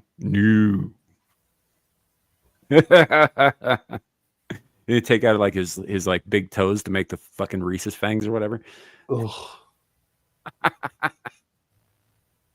Right, you're just digging for the end, bro. Like, okay, nah, I'm good. We can do this. I mean, I don't even know what to call you. What are you, void pilled? Yeah, pretty much. Black pill's bad, but you're beyond black pill, bro. It's like nihilism pill or something. Void pill would be my, yeah, I think that's it. Void pill is good. Yeah. Nihilism still implies picking a side. I'm thinking. Yeah, no, that's why I immediately corrected. You know, there has to be something for nihilism to apply. That's not what we're going for here.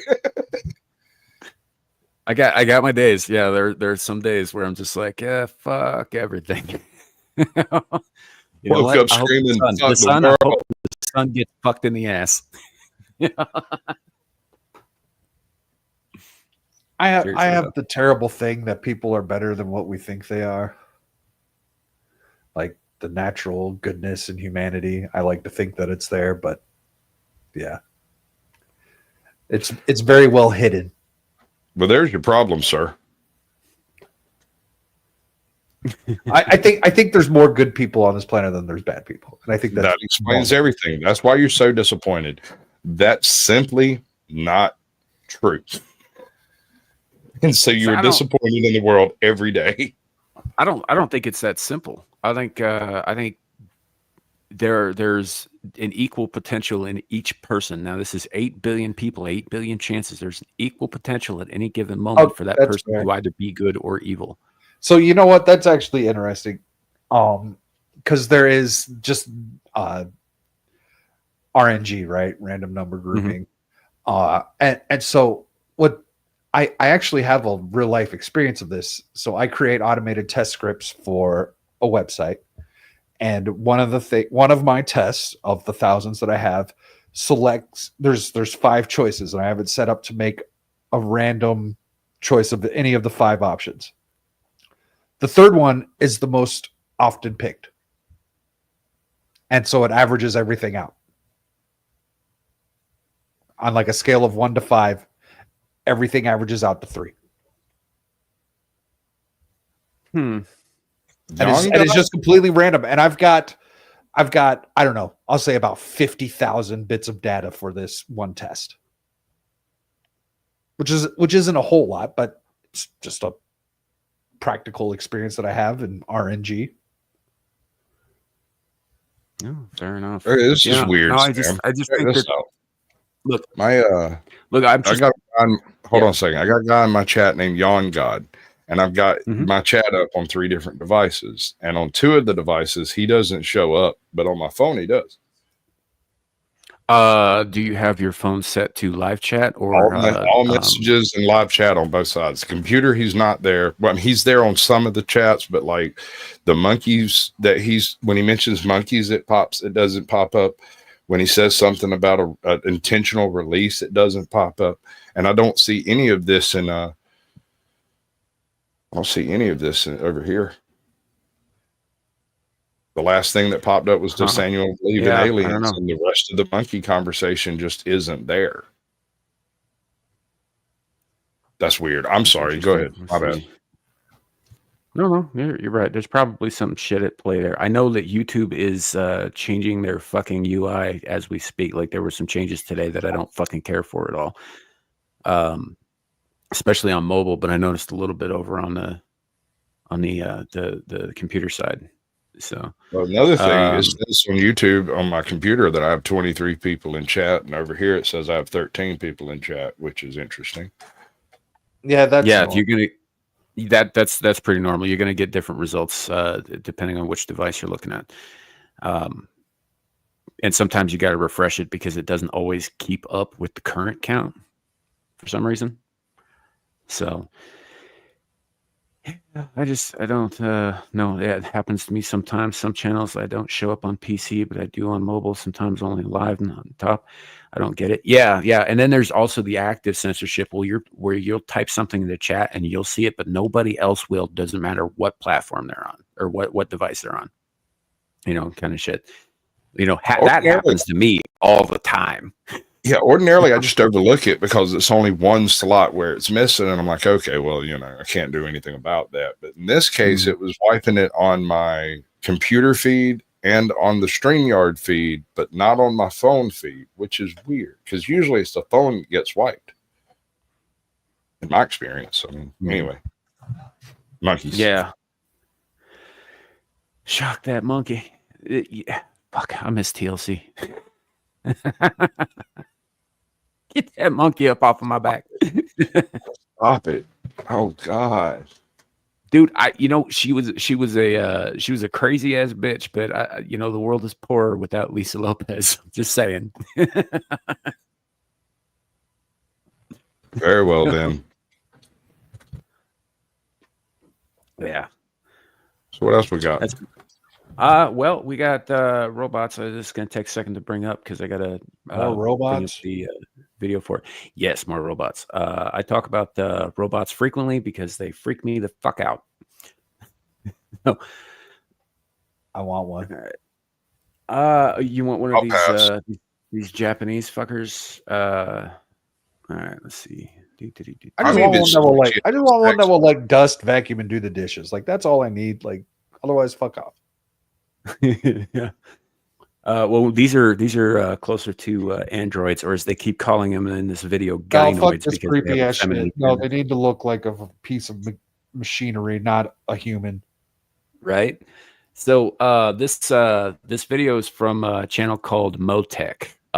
Do some interesting stuff. It's an interesting channel. I'd recommend checking them out. But I want to give them credit for this because we're gonna take a look at their video here. So yeah.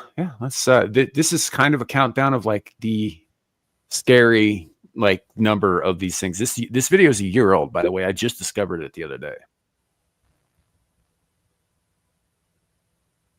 There's no volume. You've got it muted there. Yeah. I'll turn them up. There you go, bud. You're almost like a producer, bro. I'm trying like hell. This is why I need Gal. God damn it. The idea of humanoid robots has been around for decades, but with this ever-evolving world, this idea as of now is not just an idea. I'm Chloe. Yeah, that's Chloe. So, but that looks animated. That doesn't look like real life. Right. But all right. You get further in, and they are starting to look more and more like this. But there are two sides to this equation. You have the physical components of the mechanism that creates a lifelike human anatomy, and then there's the mental components that are implanted into that mechanism.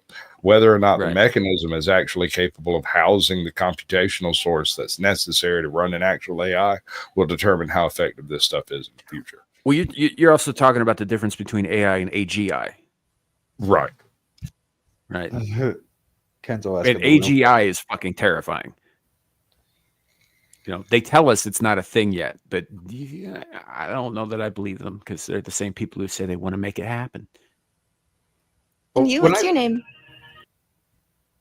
When I said that looks animated, that whole scene looks animated. Like that's some shitty 3D animated fucking chair and everything. Uh-oh. Well, we lost Sam. They got him. It was the aliens. They come and get it. It was the robots. Yeah, it's robots. AI, AGR. Yeah, those are the ones. Them. No.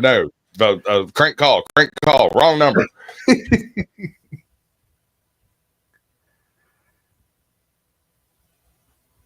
So El Perro says, actually, AI is about 40 to 50 years away. I think we're closer to 10 to 20.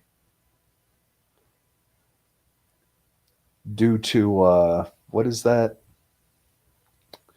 What's that law? Where computational processing. Yeah, Moore's Law, isn't it? Moore's Law, yeah. Yeah. Now, they've been saying for, I don't know, maybe like 5-10 years that Moore's Law has actually slowed down. But that doesn't mean we couldn't be on the brink of something where it speeds it back up. Have you ever read any of the old Asimov texts? No. Okay, so Asimov went really deep in this concept, and he hypothesized that there would have to be a major upgrade in computational capability.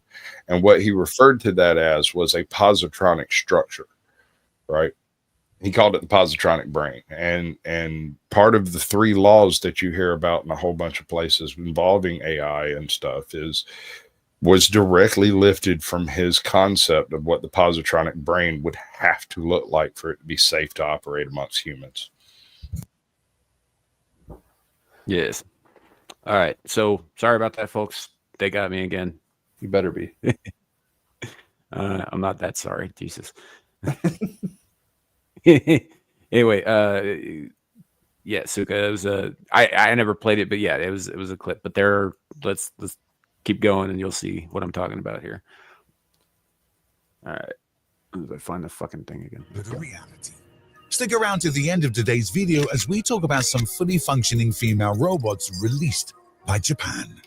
Number 6, Grace. Grace is a fully functioning humanoid robot nurse that was developed by Hanson Robotics to assist doctors and medical staff during the COVID-19 pandemic. The pandemic demanded contactless care and telehealth solutions, which at the time seemed impossible as medical procedures required contact. To assist medical professionals. See, for applications like this, I can see the use of machines, not necessarily autonomous ones, but ones that you could act through, right? You know, it's no different than like they've got automated machines for like quadruple bypass open heart surgeries now that are like far more precise than any human hands, and they've had them for decades actually, but they don't operate autonomously. There is an operator of the machine. Kind of thing. So I could definitely see that for a situation like this. Now, okay. Personally. So you're saying you're all for robots performing brain surgery? No, I'm saying I'm all for doctors using tools. Oh, okay. All right. Let me explain it this way. When we developed our airplanes in our Air Force, we developed a serious system of aeronautics avionics is what it's called. And these are basically fly-by-wire systems that remove the shakiness of a person's hand. It removes anything that's not beneficial to the mission, right? Same concept in teleoperations. There's a word there. I'm certain of it. Telemetry? Teleoperations. Because telemetry is just the correlation of information, but teleometry. Anyway, sorry, getting stuck by my ADD, my bad. these things like brain operations and stuff, if you can remove the shake and remove the whole deviation from process, Mm-hmm. you have a much higher ability to successfully perform any given operation involving extremely small things. It's very much like the avionics package in an airplane. So, okay. Are you signing up for the beta test? Hard pass on that. I won't even go under a laser, dude. I ain't doing it. So, over a year ago, we did an episode of this with Legion Games where he and I discussed, and there's still a video excerpt of that up on my channel as well. You can go look at it. It's got a picture of Will Smith slapping a Terminator and saying, "Keep your robots out my fucking house," for the thumbnail. Anyway, it's about the one particular robot, which I think they bring up here, Nadine, which was designed to basically be like a companion or a bingo caller, even in like fucking nursing homes and shit. And it's designed to look and sound like its creator, who, if I'm being generous, she's a very plain looking woman. Just saying that. So, and I think Nadine gets brought up here towards the end of the video as well, but in a different capacity. Apparently, they've been manufacturing these since then and using them for various applications. I would also argue that the number one application of any new technology that comes out, right, is porn. It's going to be sexual based. That is why they're working on the physics of making a human animatronic, is what it comes down to. They're going to worry about shoehorning the personality in there later, or just skip the personality entirely. Right. Well, look at it like this. So this was something that we brought up back then. If you were to put one of these humanoid looking things, and it looks, like a kind of a frumpy middle-aged woman in an old folks home, right? That's like a 10 in an old folks home, because everybody's fucking wrinkly as shit, right?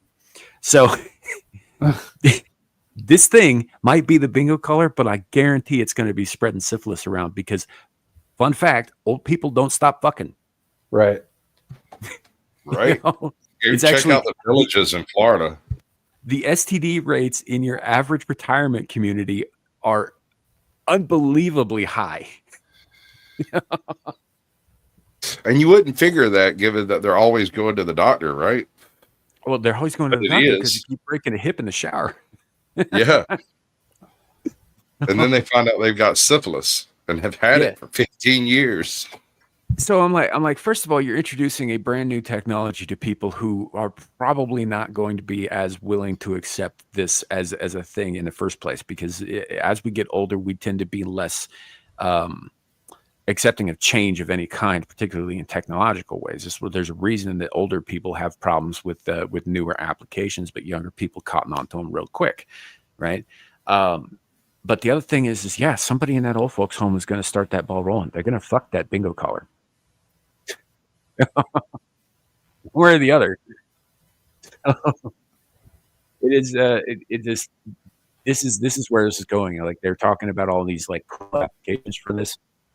Well, there were all kinds of cool applications for for the internet too. But what's it mainly used for? Right? Porn and cat pictures, and mostly porn. And pirating movies, because I like that. Yeah, that too. But like statistically, it's porn. Well, yeah, I just realized the name of this video you actually have here. Japanese releases fully functioning female robots. So they don't actually cover the sex angle in this, weirdly, but I don't think that's weird at all. I think that's an Americanization. They were just like, yeah, you can screw it. We're just not going to say it out loud. Young God, I am neither. I am anti-robot. He's neither, because he's currently a porn addict. Well, I might be a sex addict. That's possible.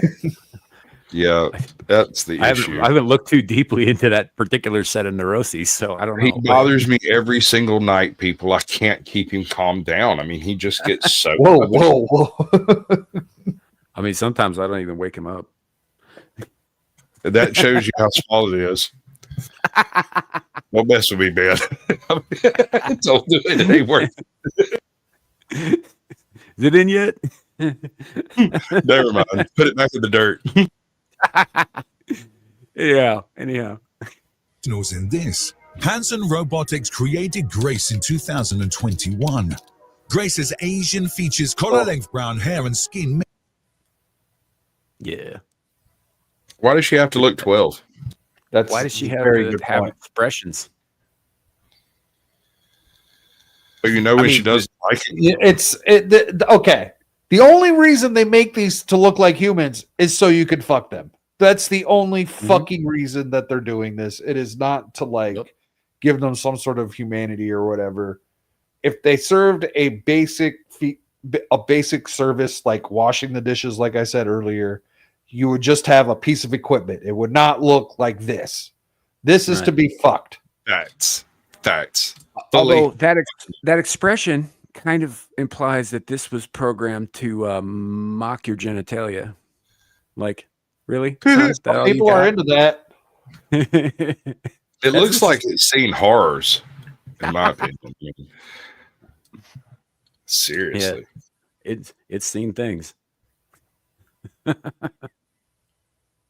Made from unique material called rubber, which mimics the look and feel of human skin. Yeah, so that's a real honestly, thing, apparently. This thing looks like it just got back from Epstein Island. Right?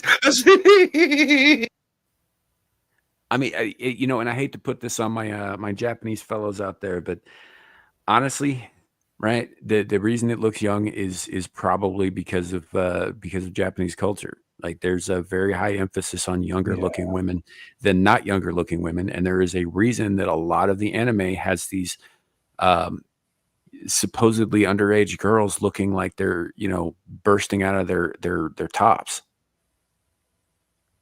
There's something to that culture. I had some weeb try to explain it to me, and it was like, oh, well, they're a very poor nation, and all of their children are in dresses that are too small. And I was like, bitch, you're a pedo. What? Shut up. No, that wasn't a weeb. That was a lolly. Fuck that shit. She tried to tell me that the reason that all of the anime show little girls spilling out of their freaking uniforms is that their uniforms are issued and they're never issued the right size. Dirty old men issued the uniforms. That was the approach he was taking. Yeah. I just told him to shut up and go away. I wasn't talking to him anymore. Right? Grace has a... Look at these other fucking things behind her, though. Yeah. Nightmare fuel. Like, looks like that little Albert Einstein mustache looking one. yeah. He looks like he's going to kill her. Actually, that's the guy who built her. No, not the guy in the back. The little doll in the front. Oh, the little one. Oh, my God. That's straight out of Black Devil Doll from Hell, bro. Look at that expression on his face. He's looking right at Grace. He's like, yo, fuck this bitch. The taller one has her in a hole in the ground, telling her to put the lotion on the skin. Right? A thermal camera installed in the chest that helps in taking the patient's temperature and measuring his responsiveness. That's actually not a bad idea. That's looks straight like up a out of scent Big of Hero Fallout. 6, but it's not a bad idea. Looks more like a scent out of Fallout. This does, yeah. But I mean, like the thermal camera to take temperatures and shit like that. That's I mean, I don't know if it'd be 100% accurate, but it's a pretty good idea. It's better than them sticking, like putting the thermometer in like the left index and having them stick up your ass. Well, I don't know. It depends on what kind of freak you are. I mean, you should get into that. So I mean, it's not my bag of tea, but I just looked into what Zilge was saying. Heard that Mar-a-Lago has robot dogs. That seems to be the case. That wouldn't surprise me. They have robot dogs patrolling. Yeah, I hadn't heard that myself, but I know that that robot dogs were in the works to replace police forces, especially in the light of the mass exodus from that particular profession during 2020. These things don't have consciences. They've got 4 legs. They can run faster than us, and they can be equipped with rifles. Yeah. And you could probably just slide it into drone mode. Well, what's funny about that, it's funny that you mentioned that Mar-a-Lago's got those. So Trump is a New Yorker, right? It was New York that was building these things. Yeah. So I wonder if that's where he got them. No, they're Russian dogs. Last I heard, they weren't fully ready to go, but they wouldn't tell us if they were, would they? Well, it's like this, man. You'd have to have a test bed to put them somewhere where they wouldn't encounter the public in general at first, because the public's going to screw up anything you turn loose to them. Mm-hmm. Yeah. So robots can't have periods, ATL. So I guess so it looks like the main reason for using them on Mar-a-Lago is to detect bombs and chemical threats. Okay. What, with their sniffers?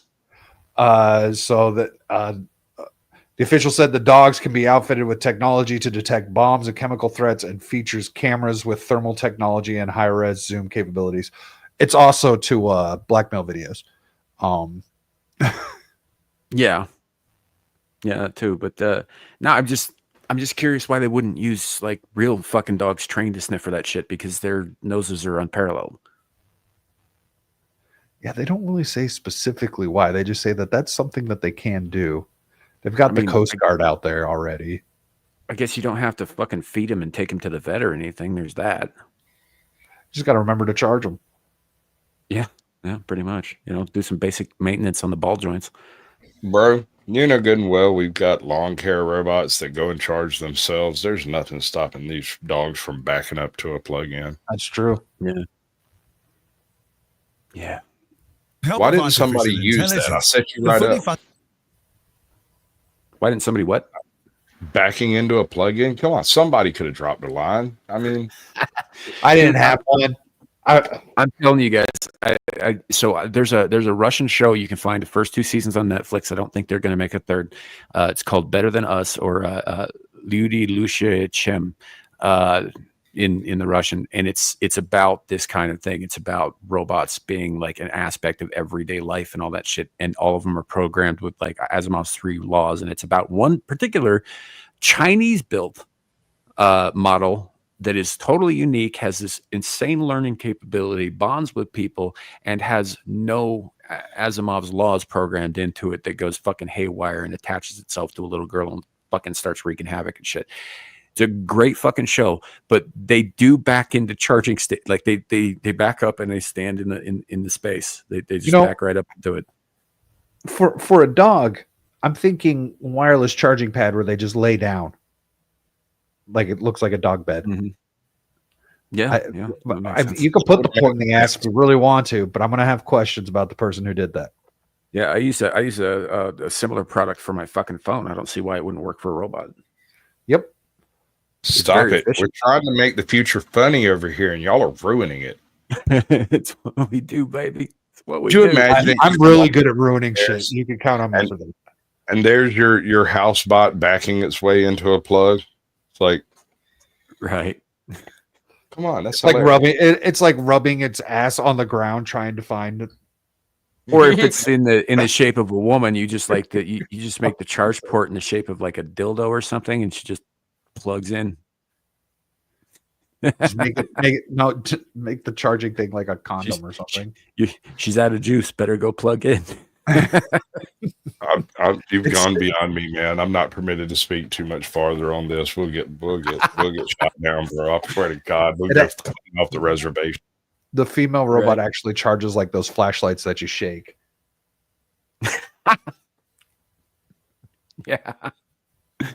Yeah, that's the whole thing. Like in the show that I was referencing, they actually have like sensors in their feet, and they stand in a specific place where they run current through. Kind of deal. I've so it is sort of like pretty good show. pads. Yeah, it is. It's very good. Very good character work. I actually accidentally I think it was on Roku or something, and I had turned it on like that morning, and it was through in like episode 4 of whatever that is, and I had to back up, start it over, because it wasn't that I was confused. I just wanted to know how we got here. Right? It was telling the story quite nicely. I'm like, wait a second, where did this chick come from? Oh, okay. The mindfulness exposures here is saying it runs on you, Static. Well, yeah. Static electricity, sure. Yeah. You need more lube, sir. Like, come sit on my charging port. Anyhow, I'll talk to Diddy, see how he arranged those purchases. Down, boy. Down. Functioning humanoid robot can diagnose a patient and is capable of communicating in English, Mandarin, and Cantonese. I can do all kinds of things for elderly people. Which is interesting considering it's a Chinese or a Japanese robot, but whatever. No. I can visit people on Brighton. I'm sorry, I'm reading this and I'm just like, no. I can do all kinds of things for elderly people. I can visit people and brighten their day with social stimulation. Not this generation. You're going to have to wait a couple. Otherwise, you're just going to freak them the fuck out. Right? Like, can you imagine something like this showing up to a dementia patient? Oh, Jesus. Right? That... like how badly that would go. I'm so torn on that. Like, I want to see it because it would be fucking awesome, but yet that could be traumatic for that person. Very, yeah. It's like, not to mention, if they're convinced that the people around them aren't fucking real, this would only give cause to their argument, Their day with social stimulation. But I can also do talk therapy, take bio readings, and help healthcare providers assess their health and deliver treatments. Can do all kinds of things for elderly people, take bio readings, and help healthcare providers assess their health. It has natural human-like features that make it comforting for the senior patients who feel scared or anxious during medical checkups. So I think that's a bullshit statement. Yeah, 100%. It's not gonna comfort people who are already freaked out. The uncanny valley is a real thing, folks. Even if they aren't freaked out, like they're just there to get their fucking blood pressure checked, like. I think you're all off base. I think it's just built to like do the friendly reach around while the rest of it takes place. Oh, calm as can be, bro. Got to get that index in for the temperature. Well, that ruins the whole blood pressure test. You know how much information can be taken from a load? Yeah, that's fair. It's fair. Just analyze the poop. Hold on, I've got to do this now. Don't nobody interrupt. Jizz Man in Space. There you go. It doesn't get old, man. I don't know why. Because it's great. It's absolute solid rolled gold, baby. Yeah, Andy. This does seem like they borrowed a few ideas from Big Hero 6. Probably. I mean, yeah, I don't know.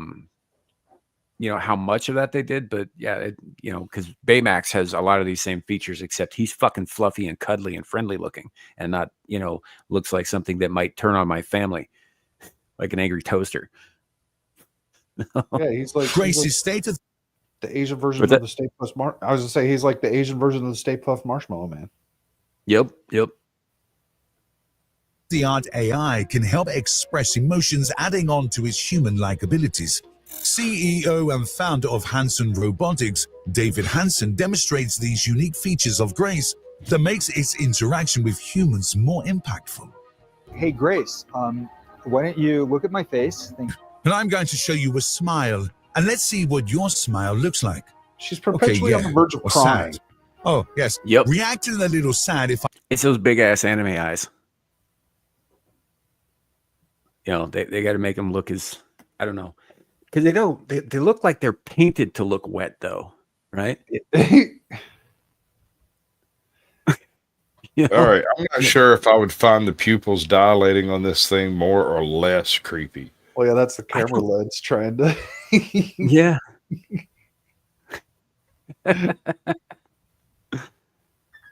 Yeah. I mean, Suka, you're right. Their eyes don't blink all the way. That's one of the reasons that I think the Zuckerberg is one of them. But they don't really need to on account of those not being actual eyes that need to be kept moist either. So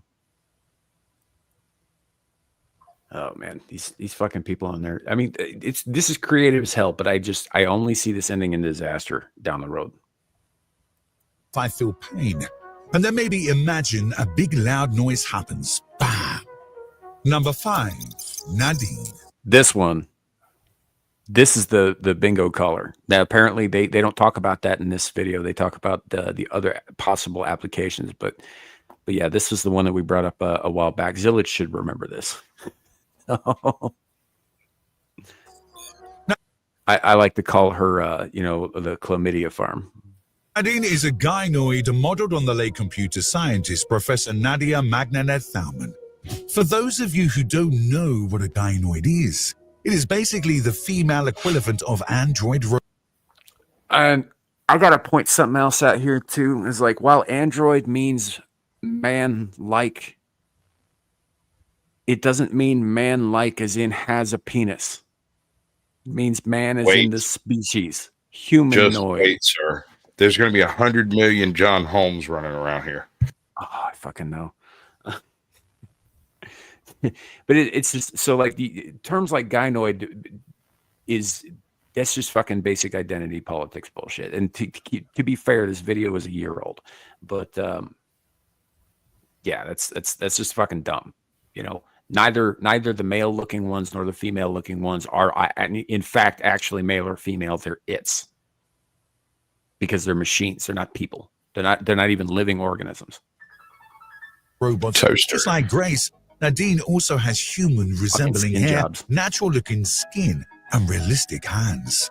It is a gynoid social robot that is capable of interacting and communicating pretty well with humans. Whenever Nadine meets a human, it greets them, makes eye contact, and responds well to their questions in several languages. It is also capable of showing facial expressions and gestures, adding to its interaction. I mean, of all the faces they could have put on one of these fucking creepy ass things, they had to put one on that looked like the cat lady that might bake you into a fucking pie. Yes. This is like fucking The Witch and Hansel and Gretel. Like, right? Just modern. Okay, wait. Let me get this straight. A bunch of Japanese guys got together and decided to build a robot. And they made it look like your freaking librarian. Not just any librarian. The librarian who, like if you have an overdue book, you're going in the basement. Yeah, the one who smells like cat piss. Yeah. Right. Keep you chained to the radiator and beat you every day until you learn your lesson. The one that's counting the days to retirement. Get that thing a box of wine. She'll be fine. My guess is they all lost their virginity to a much older woman at the same time. Holy shit. I didn't even think it does look like Jen Psaki a little bit. Yeah. Dress is what does it, bro. We'll circle back to that. Circle back to this chlamydia. Oh, that's good. That's a good observation, Suka. I never would have made that on my own. I wouldn't have connected the two. But yeah, it does look like a more realistic Jen Psaki. Abilities. Nadine has been programmed with a personality that allows it to change expressions based on different responses. It can express a total of 27 facial expressions and upper body movements that it uses to interact with humans. It can also recognize previously interacted humans and recall the conversations they've had. Nadine can... That should be concerning. Not in Japan, but here we have the whole, protection of privacy and whatnot. Once you close the doors and windows in your house, you cover them up. You can't be filmed from inside if you don't say so, right? It's your place. About this, is this accepting the documentation of your private life? No, it isn't. Because so I'm watching this show called Elementary. I know I'm a few years behind and all that shit, but there was an episode recently where the characters are, trying to solve a murder, and their main witness is a sex bot that was in the room at the time that apparently does exactly this, records everything it sees and hears as long as it's in the proximity of its owner. right? The catch was the only person who could access the memory was the person who had been murdered, because it needed like a voice and facial recognition in order to, respond to this person, sort of like an imprinting, if you will. So they had to trick it into thinking that the investigators were the owner. And so every time they answered a question, because it was a sex bot, they would like, yeah, did the such and such thing happen at such and such time, trying to figure out who killed this person who was into sex bots. And it would just be like, no, I can't recall that. Would you like to fool around? It was the weirdest thing. But I mean, that's kind of the similar sort of used to angle. date a chick like that. Right? That was her answer for everything. Any questions was, so you want to fool around? Yes. I mean, yes. That just shut me up. There real was quick, limited conversation, but lots of activity. Yeah. So this is I do have a kind of an issue with this though. Like are they storing this information? Are they recording it? Are they transmitting it back to some other entity, like for instance the manufacturers or a third party, that kind of thing? Like there are problems with an application like that. Assist individuals with special needs by reading them stories, displaying images, etc. Nadine is also the first humanoid robot to work as a customer service agent at AIA Insurance Company in Singapore. It also entertained over 100,000 visitors during the human. Look at that paw.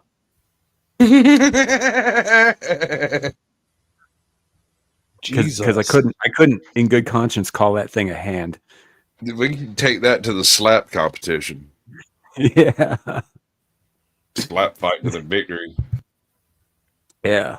This is how you know it's a transsexual robot. It's got man hands. There it is. You know what? It does look like a man. That's the clincher. It kind of looks like our Department of Health leader. Yeah. Well, in respect to what Suka said earlier, Jin Saki kind of looks like a man too. So whatever. I'd still hit it with a couple of drinks. Right. The Future of Our Species exhibition at the Art Science Museum. Now that you mention it, yeah, I probably would too, because if she's willing to fuck the country that hard, think what she'll do for me. Damn, I wasn't saying out loud, bro. In Singapore.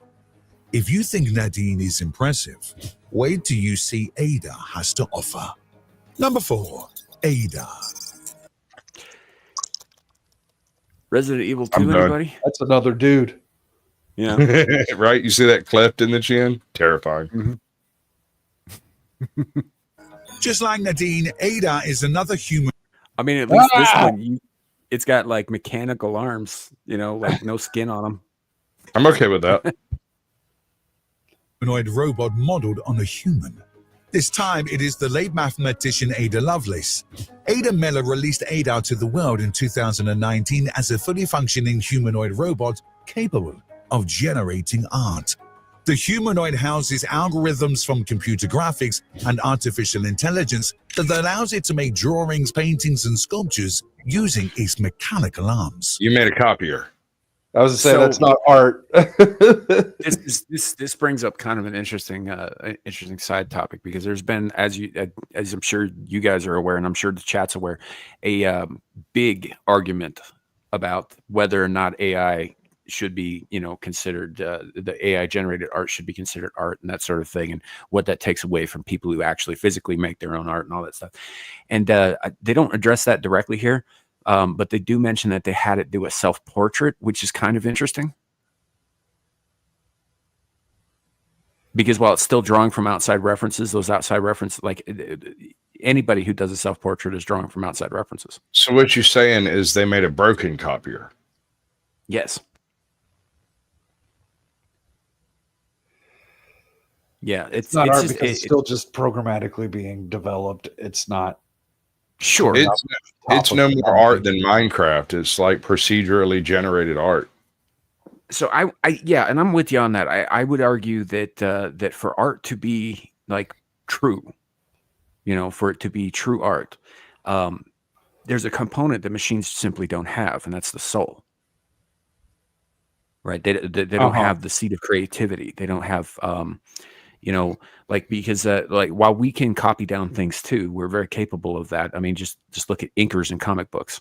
But we're sorry about that, inkers. That came off a little harsh, but anyway,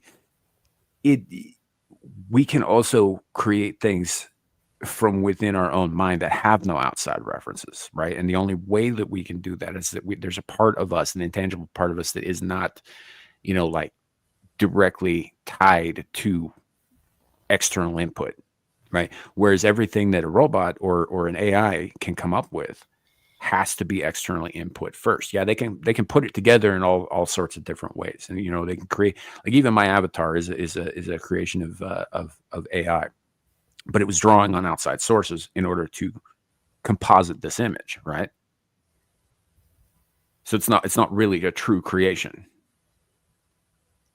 right? Like, yeah. I've been using AI to generate thumbnails here recently, and I don't consider myself an artist. I just make it do things that I want it to do that I can't do necessarily with Photoshop. It's just like, I just got an idea. Let's see what this does. If it's close, I'll use it. Right. But I don't think that makes me an artist of any sort.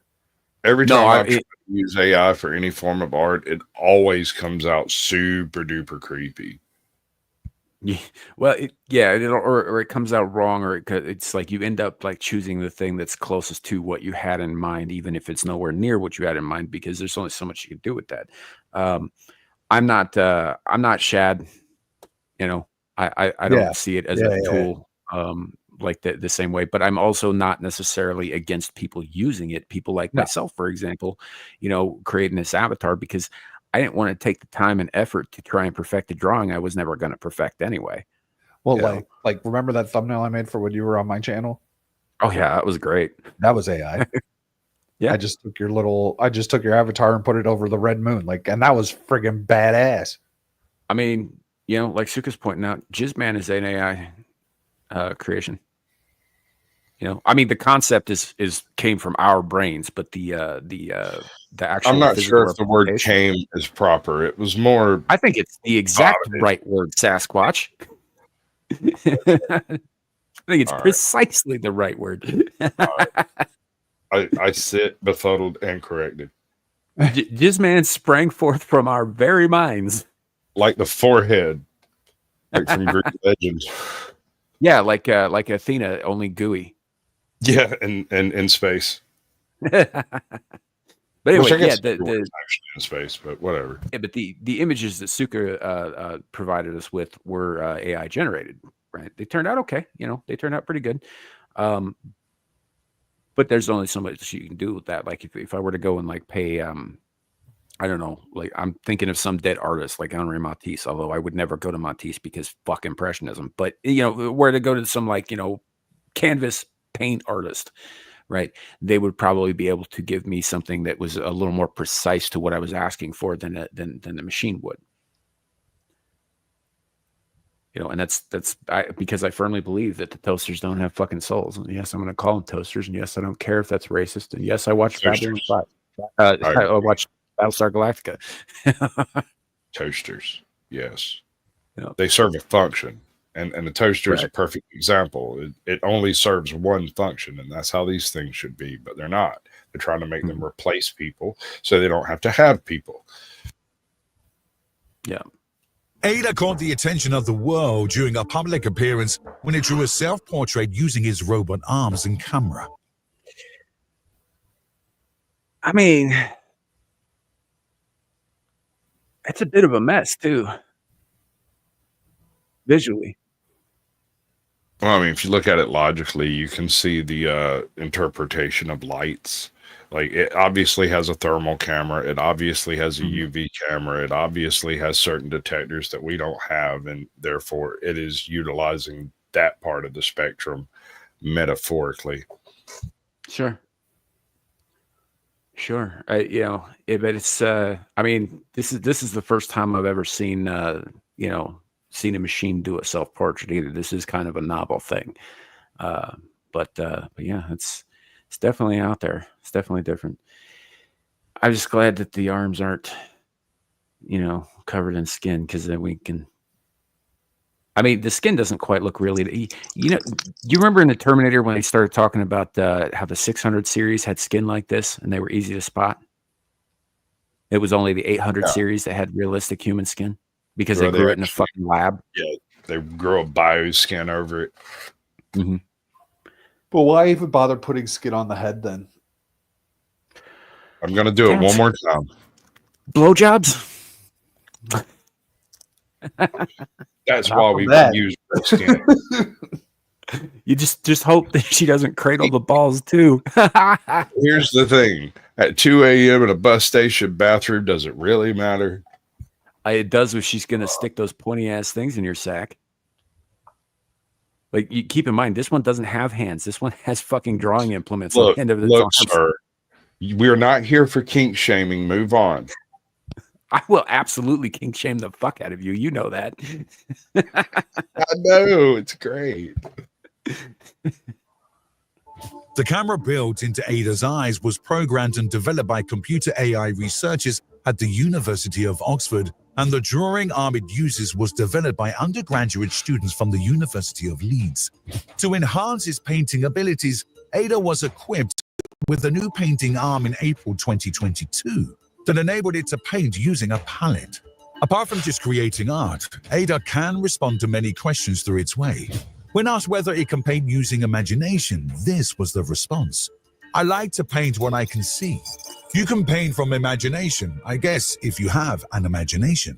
I have been seeing different things to humans as I do not have consciousness. I mean, at least it knows. Wait a second. Is that not a level of self-awareness to state that it has no consciousness? You can program that in. Sure. Yeah. Well, I mean, you can program all of this in, obviously. You don't even have to program it. All you got to do is plug it into the fucking internet and let it learn speech patterns. True. That doesn't mean it has a consciousness. That's true.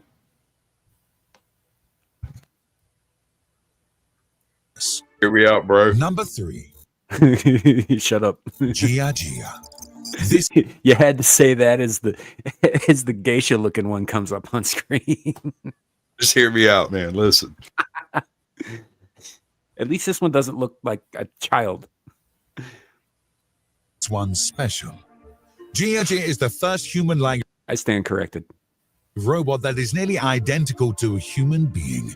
It is especially designed to follow every instruction given by the human fluidly.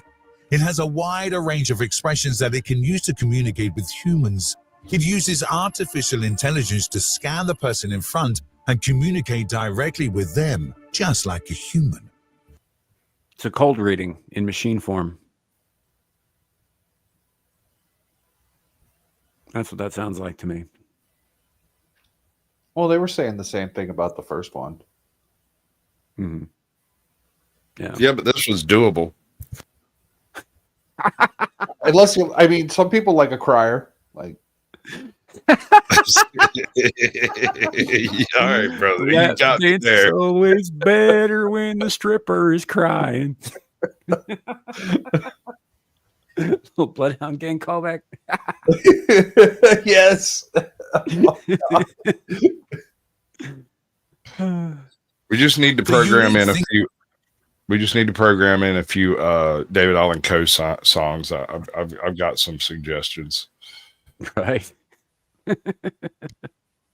About Gia is that it expresses more freely than other robots. Its eyes move freely all over the room it's in, and the Dead. Eddie Pickle had had sideburns.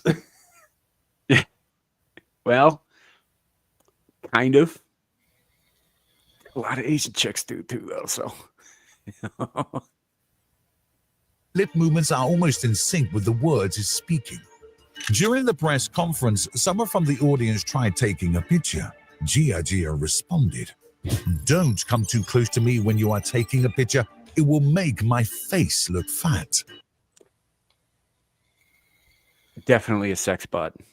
See, all right. So the issue here is we're getting the whole feminism programming put into it, along with the useful head bob procedure. Is that feminism or is that just basic bitch Instagram shit? Isn't all basic bitch Instagram shit some level of feminism, though? I mean, honestly, I think it's some level of female. I think it's basic level female, and then, for lack of a better word, maybe this is right on narcissism. Yeah, fair enough. So we're programming narcissism directly into our fembots. Well, okay. I'm going to need some headache medicine. There's a little bit of narcissism in all of us. Yes, but that's not an us. It's a them, sir. I hear you. It does not follow. So okay. So you're just the general idea of them having human responses in general. No, I mean, if they want to say no, I guess they can, but I own them, so I don't know where to stand on this. Well, okay. That's. I hear the gears grinding. It's not a happy feeling. That's an interesting point, and I think it comes up in a little bit because one of these robots was actually granted citizenship in Saudi Arabia. Oh, fuck that! Really? Yeah. Can it drive? It's a woman. Of course it can. Probably not. So Asian. That's the thing. It's like even these machines that are clearly programmed, right? How long is it before they gain citizenship status? I mean, we gave it to fucking corporations. We're 2 seconds away from giving it to fucking man's best friend. Why wouldn't we give it to robots too? Well, because that's an extra thing that they can program to vote. Right, but I mean, not just in the U.S., like worldwide. Like there's going to come. Hence Saudi Arabia. Mm-hmm. Which is so weird. Because you'd think that they would insist that it have its head covered, or at least be a male, presenting robot. Well, we haven't seen it yet, so don't. Yeah. $1 says one of those guys walked in and hung a dildo around its neck and said, "You're free to go." Yeah, I suppose beheading it wouldn't necessarily affect much of its functionality. Right? Depends on where they put that processor. Right. It took a total of 3 years for the team behind Gia to complete it, but according to them, the gynoid can be improved and updated for an improved model. The team is hoping to fix and improve some features such as the hands. They also want GSG's hands to look less. Looks a bit like Lucy Liu in that angle. Yes, sir. Sasquatch approves. She'll spear that damn thing down in P. Diddy sauce and motorboat it all night. No. Are you saying no to the idea, or no to the image that's now in your head of Sasquatch doing Saying that? no to the P. Diddy sauce. So many layers of offense. Mannequins are more like a real woman's hand. GAG also lacks expressions, which the team aims to add in the next model and hopes to make the humanoid more interactive with humans. Impressive, isn't it? But wait till you know about what Amica has to offer. So they're talking about giving it more human expressions and whatnot. You want to know what's one of the hardest things for a video game to pull off? Micro expressions. Teeth. Yeah, too. Like, could you imagine that thing giving a toothy grin? I could, and it's horrifying. Yeah.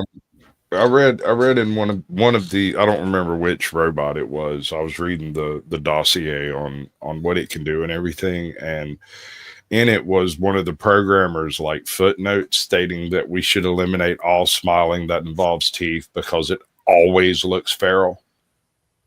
And I was like, that's interesting, and that stuck in my head. Yeah. Yep, Suga does. It looks like it's right out of iRobot, which I think is kind of the point. Some of these are designed to look like things that we're already familiar with, so it makes it to be an easier, pill to swallow for those of us who are against it, like myself. Problem is I watched those fucking movies, and it doesn't end well for the humans. Just saying. Next up is Amica. Amaka is a hyper-realistic humanoid robot that truly showcases the potential of artificial intelligence. It was created by a UK-based company named Engineered Arts. Amaka has human-like facial features on body and is powered by a strong AI that allows it to communicate. What do you think of those chompers there, Static? Right. Yeah. Can I bring in Vicky for my monster on the monster's ball?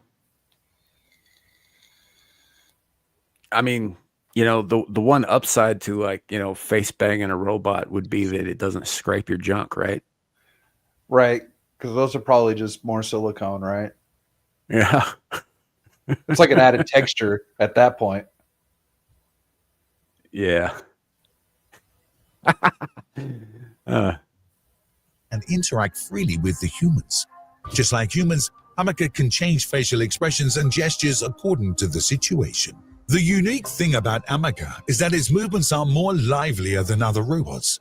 The humanoid moves closer to a human, which makes it feel realistic. Where most humanoids are limited to move their hands in a limited way, Amaka can move his hands in multiple ways.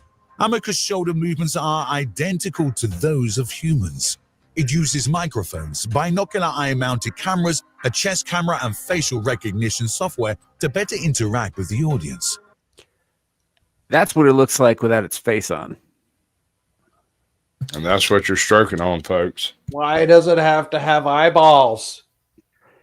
I'm going to ask. So I watch a lot of reaction channels, and recently I watched somebody who hadn't claims they hadn't seen the original Terminator before, and it gets to the bit after Arnold gets blown up in the truck, and then all of his skin burns off, and he's the metal endoskeleton. And she brought up a good point. It's like, why does it have human teeth? You know? Yeah. Why does it have to have teeth at all? Like, well, in the case of the Terminator, the T-800, it has human-like teeth because that was the one part that didn't grow. So after it burns, it still has the white teeth. Yeah. It's a little off-putting, though. It is very off-putting. I loved it. These interactions can be monitored or controlled either using GPT-3 or human telepresence. To do those fluent human-like movements, Amaka has articulated it's only motorized like a arms, month fingers. away from getting a nose ring. That's purple hair. Uh-huh. I mean, it could just keep the shaved head look. That'd work, too. Yep. His neck and facial features. Amaka has gray rubber skin on the face and hands and is designed in such a way that it appears less genderless. Amaka has appeared. I've noticed. Yeah. Yeah, I noticed they were going for an androgyny thing with this. Yeah. I mean, in the case of a machine that has no sex, right? And I don't mean it's not having sex. I mean that it doesn't have a biological sex, right? That doesn't really bother me as much as the fact that they put a human-looking face on it at all. Yep, exactly. Like I said 10 minutes ago, the only reason you have a robot looking like a human is so you could fuck it.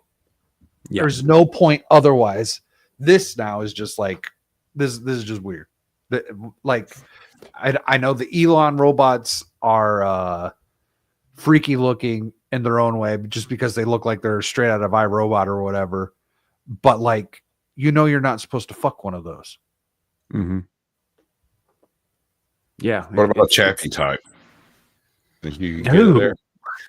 Although I am waiting for the day that I get that Daily Mail headline, man's penis ripped off by Elon robot. I mean, you know, that's what's that one called? It's called Optimus, I think, or that line is called Optimus because they've got dozens of the damn things now. I don't think Elon's robots are quite to this level yet. I think they're still being piloted by people. You know, from like a laptop or whatever. Right, like a drone. Yeah. So I think he's actually quite a bit behind Japan in Korea in terms of actual androids in Android technology. But yeah, he's getting there. Except that, thankfully, and I will say this nice thing about Elon. I actually have a lot of nice things to say about Elon. Not everything I think about the man is something to be criticized. Some things are. This is not one of them. Well, the fact that he's creating robots at all is one of them, but the fact that he did not go out of his way to give it a fucking human face is definitely points in his favor. His general idea about how AI should be handled is what makes him the only person that I would come even close to trust handling something like that. Mm-hmm. Yeah. At the Consumer Electronics Show 2022, Deutsches Museum Nuremberg. Welcome to Deutsches Museum Nuremberg. OMR Festival 2022, hosted by Vodafone and Gtex. I just said I'm allergic to human skin. It did. It did. I'll go look at it, Suka. You don't have to force it.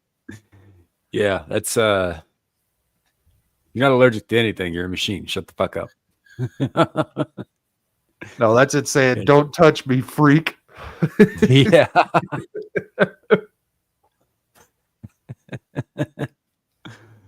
Oh. Hosted by Vodafone and Gtex 2022. It has now joined its fellow human employees at the Museum of the Future in Dubai. The visitors can interact with Amica and have a discussion with it. Number 1, Sophia. You know what? I've seen this one. This was the one that wasn't it used in Silicon Valley, the TV show? It might have been. I don't think I got that. At least the model was. The model, I think the model looks like the one from Silicon Valley. Towards the end. Well, right here it looks a little bit like Virginia Madsen, but especially after the fire in Candyman. Again, I'm glad somebody got that reference. Because she gets all burnt up and shit. You did it again. You shouldn't explain it. I can't help myself. I just haven't seen Candyman. That's why I didn't laugh. Yeah, and you don't get it. I do. That is funnier to me. Yeah, this might have been the one from Silicon Valley. Like I said, I haven't. I got like 2 seasons into it, and that's as far as I got. So I don't remember there being robots yet. They were still doing the whole like middle out thing. Yeah, it's totally her. Might be. Well, apparently it's real. You all must have heard about Sophia. The first humanoid to be given Saudi Arabian citizenship. There it is. Ah. That's weird. They barely recognize women as it is. Well, this isn't really a woman, is it? Right. Loopholes. It's all about the loopholes. No? Well, don't worry because we'll be talking about it anyways. Sophia is the elder sister of Grace, the humanoid nurse we talked about a few minutes ago. Sophia is a social humanoid robot developed by Hanson Robotics. It was first activated on February the 14th, 2016 and was revealed to the world in 2016 at South by Southwest in Austin, Texas. Sophia is... Did you catch that? If it was brought online on February 14th, right? I got $1 that says that's a Saturday. So it was made public. It was probably started up on Friday the 13th because it's going to eat all of your souls. Yeah. I look, I'm looking at this thing and I'm just like why?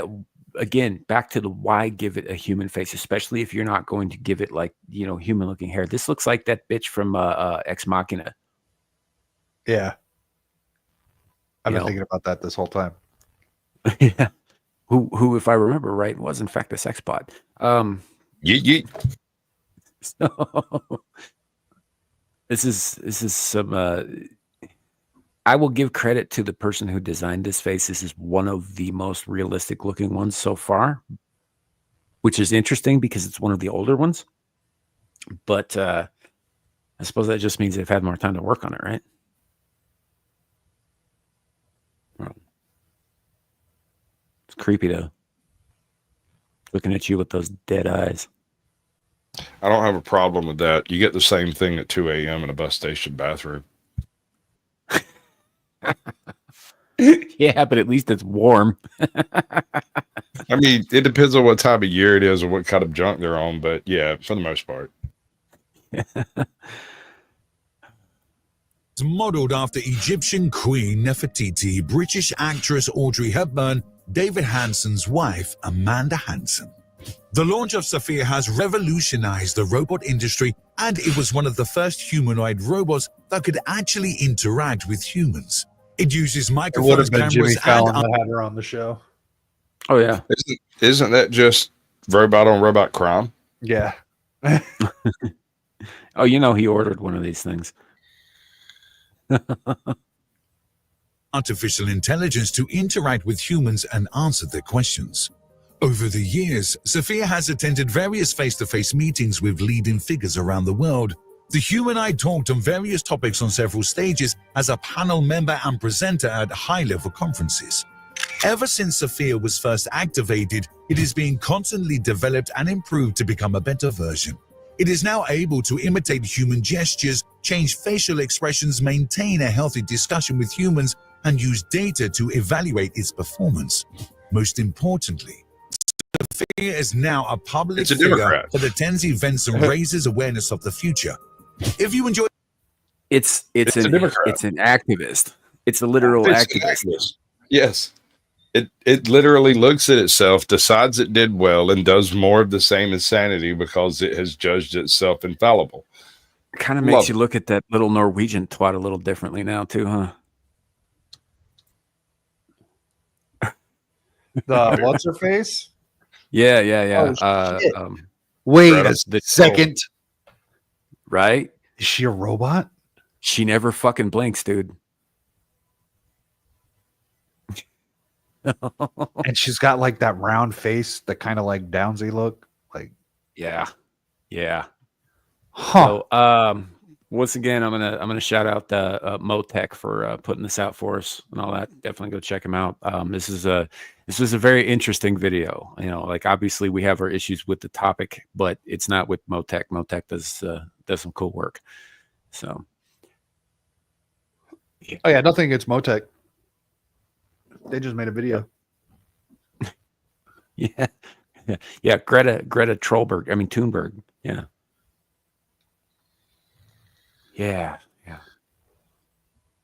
Just doesn't look quite like she does. Kind of look a little bit like they stretched some rubber over like a chassis.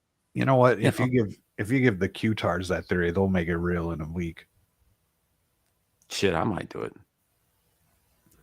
They'll be all like, they've been trolling them out in front of us for this whole time. I gotta go create me a couple of fucking Reddit accounts. I'm gonna get this fucking party started. Oh man. But yeah, that was the Japanese thing. And I know, like I said, that video is a year old, but I just ran across it a couple of days ago and I thought that was something worth going over. Yeah, it was fun to go through. So anytime I can shit on fucking machines, I will take that opportunity to do it. You know, if you the right group, they'll make it shaped like anybody you in particular you'd like to poop on. Just saying. Oh yeah. Static. There's a couple things back here I haven't looked at. I was just throwing randomness out. Oh, okay. The last one is apparently Kamala Harris's new day job. Interesting. Careful. I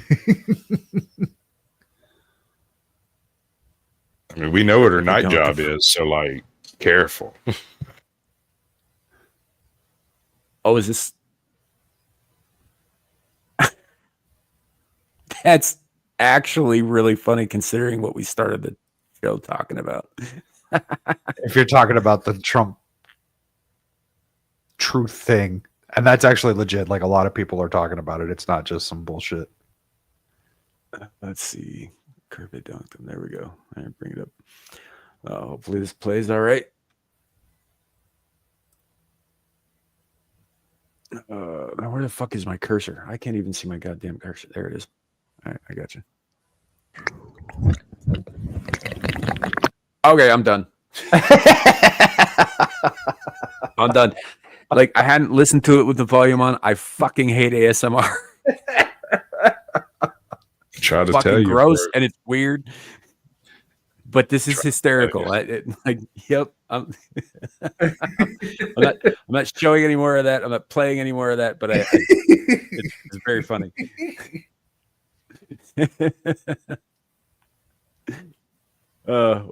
What's this? This other one here. I'm gonna take a look at that real quick.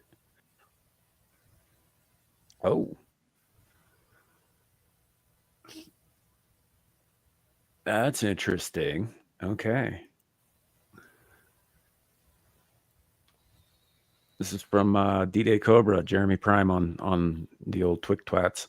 He was just the first one that I saw. There's a lot of people posting it. Yeah, I just want to give him credit because it's his shit we're using. But he's reposting this from DJT. I will not be inviting former Ambassador Nikki Haley or former Secretary of State Mike Pompeo to join the Trump administration, which is currently in formation. I very much enjoyed and appreciated working with them previously and would like to thank them for their service to our country. Make America great again. Fuck yeah. That's what people really wanted to hear. That is what we call learning from previous mistakes, people. Yeah. That's fucking incredible. A lot of people like are freaking out over that Fox News thing that came out yesterday with Pompeo on there. Now, I hadn't heard anything about Nikki Haley, but anyway, and then also Pompeo spoke at his last rally, and they were like, "This is looking like Pompeo's back." Yeah, I don't hate that news. That's some pretty cool shit. I only have a couple other things I wanted to go over. I was going to talk about Tony Todd today, but we talked about him a little bit last night on Abyss Musings, and we did a bit of a tribute to him on Beelzebub last night. But for those of you out there who missed it, a legend has passed. Tony Todd, one of the great actors of our time, great character actor, and all around great dude, passed away yesterday at the age of 69. So, R.I.P. dude. And thanks for all of the entertainment for so many things for years. Much love. Yeah. So, let's see. The Pompeo thing, was that the... Well, hold on just a second. Was that the whole rally where he was going off about fucking wiping the cartels out? I don't know. I just know it was his last one. I need to pull up a fucking picture of Pompeo because I don't actually remember what he looks like off the top of my head. He's been talking about essentially going to war with the cartels. Like, if he does half the things he's talking about, the cartels are not going to be happy. Well, are we hearing about this? I mean, well, we could be, because this might lead to your precious annexation of Mexico, because the cartels are Mexico. Manifest Destiny was just the beginning. We can take the world. Everyone be protected under the Constitution. Managed democracy is the way forward, folks. So I think this was him. So I'm gonna share this because I saw this the other day.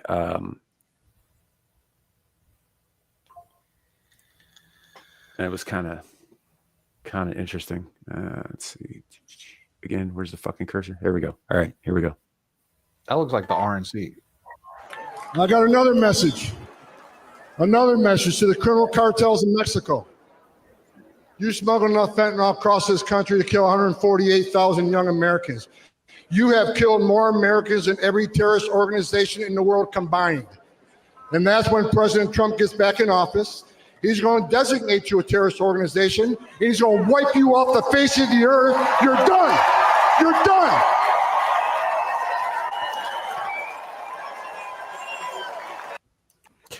So I don't know about you guys, but that sounds like intent to declare war to me. So there's a video of Trump out there saying that he's going to treat the cartels like he did ISIS. Yeah, no, I get all that, but I guess my point is that the Mexican government is the cartels. If we go to war against their cartels, we are going to war against Mexico.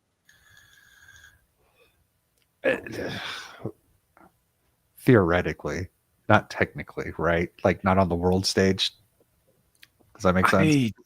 Yeah, no, I get you, but you know, like it's there's no other way to do it because they're so entrenched in everything that operates that country, right?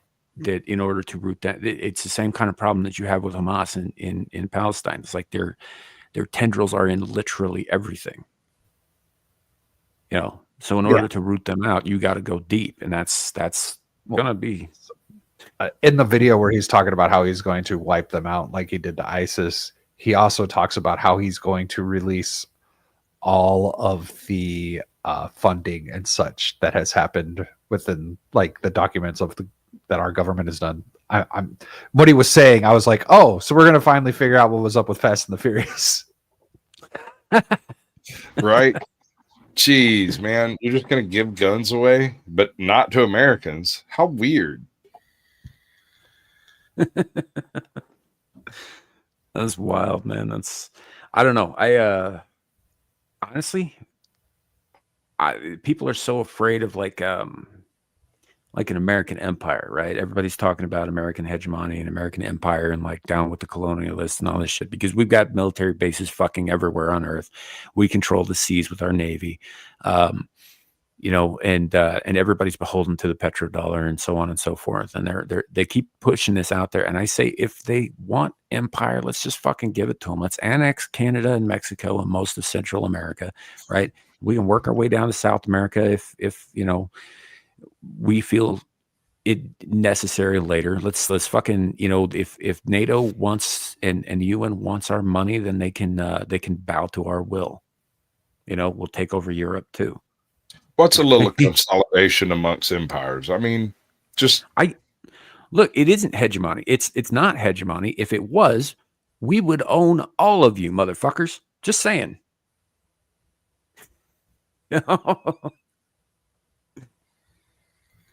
So, y'all stay conservative. I'm okay with this. Well, that's the problem. That's the other problem with empire, right? Right? Empires don't vote for a new leader every 4 years. Hegemony doesn't swap things out. You end up with dynasties or, you know, that sort of thing. It becomes a monarchy of sorts, right? There are all kinds of reasons why we shouldn't just take over everybody, you know, because it would change what we are fundamentally. You know, first and foremost. So, I mean, in Canada's case and Mexico's case, actually, both of their governments are completely fucking over their people. So, yeah. They like you guys saw that shit where the president of Mexico came out, and she was like, you know, we're not endorsing or recognizing Donald Trump as the president of the United States. And I was like, that's rich coming from a woman who is claims to be a climate scientist, right? Is in bed with the WEF and is backed by them, and had 37 of her political opponents murdered so that she could win the last election. Sir, you could have stopped that sentence with coming from a woman. Yeah, I forgot. All of her opponents were fucking killed. Yup. By the cartels. Mysteriously. Yeah, by the cartels who put her in office. Yeah. That's right. If anybody's not a legitimate fucking ruler, a legitimate leader. You want to know what's the only thing I know about her? And it's just because of Twitter brain rot. Not mine, but everyone else's. I know she's a Jew. Well, yeah, she claims to be a Sephardic Jew. I think it was her grandfather or whatever immigrated over, so I don't think she is Sephardic. I think she's Ashkenazi, but because the Sephardics isn't like everyone Ashkenazi according to all those DNA tests that people get done. Right, but I think she actually is. I think like her grandfather immigrated over from like fucking Munich. to Mexico and all that, and they've been there ever since. But like Sephardic Jews, for instance, they have Jewish ancestry that goes back multiple generations, and isn't necessarily like it comes from the Spaniard side, kind of.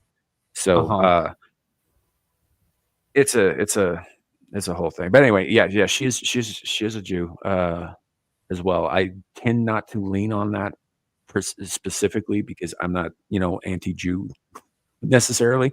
I don't really care one way or the other. As far as I'm concerned, there are groups of bad people, some of whom are Jewish, who are doing bad things, but I don't apply that to every Jew I meet. Like she may be an evil person. I don't think that has anything to do with her being Jewish. Oh yeah, good. Me neither. It's just like you know how Twitter is. Yeah. Of course she is. Oh, dude, you guys saw that? Fuck! You did. You showed it on your show the other day on. I think it was fucking the election stream the other day. I sent it to you. That retarded post that fucking Nick Fuentes put out. Which one? The one about him endorsing Kamala? Yeah, because Trump is pro-Jew and Israel owns him and our country, so he was going to go Kamala, and I was like, she's married to a Jew, dumbass. Yeah. It's like if you're anti-Jew, like there are no good choices for you here. I think I'm allergic to Jews. Do we get? Is there a chance we get the? What's his name? Hey, Shock. What's that fucker's name? The guy that was fat and was leading everyone on. Oh, Chris Christie? No. The YouTuber who does the mukbangs and put on all the weight. And the whole thing. Nikocado. Yeah. Do we get over here screaming it? Do we get the Nikocado fucking reveal on dipshit? Now I can't think of his name. The one we were just talking about. The Jew Fuentes being like a homosexual. Well, yeah, because everything he does is horseshit. Like everything he says is he's so not well thought out. Is there any chance that he's just fucking with this whole thing? Mm-hmm. Like Nikocado. Yeah. So here's the thing. It's like there's a growing number of people who are convinced that not only Nick Fuentes, but his entire Groypers movement are all feds. Okay. Like they're deliberately stoking certain fires in order to start shit, and they're doing that would so almost make sense with like how fucking ass backwards his thinking is. Yeah, and so they're just trying to stir shit. Well, and the sad thing is they kind of co-opted the whole America First slogan, a long time ago. Before like obviously people have been saying it fucking forever, but as far as an America First movement, that's kind of their thing, which sucks because they're not America First. They're white Christian. Everybody else get the fuck out of America first. Is what they are, which is really funny considering that he's Hispanic and and given the average mustache he wears, probably sucks a little dick.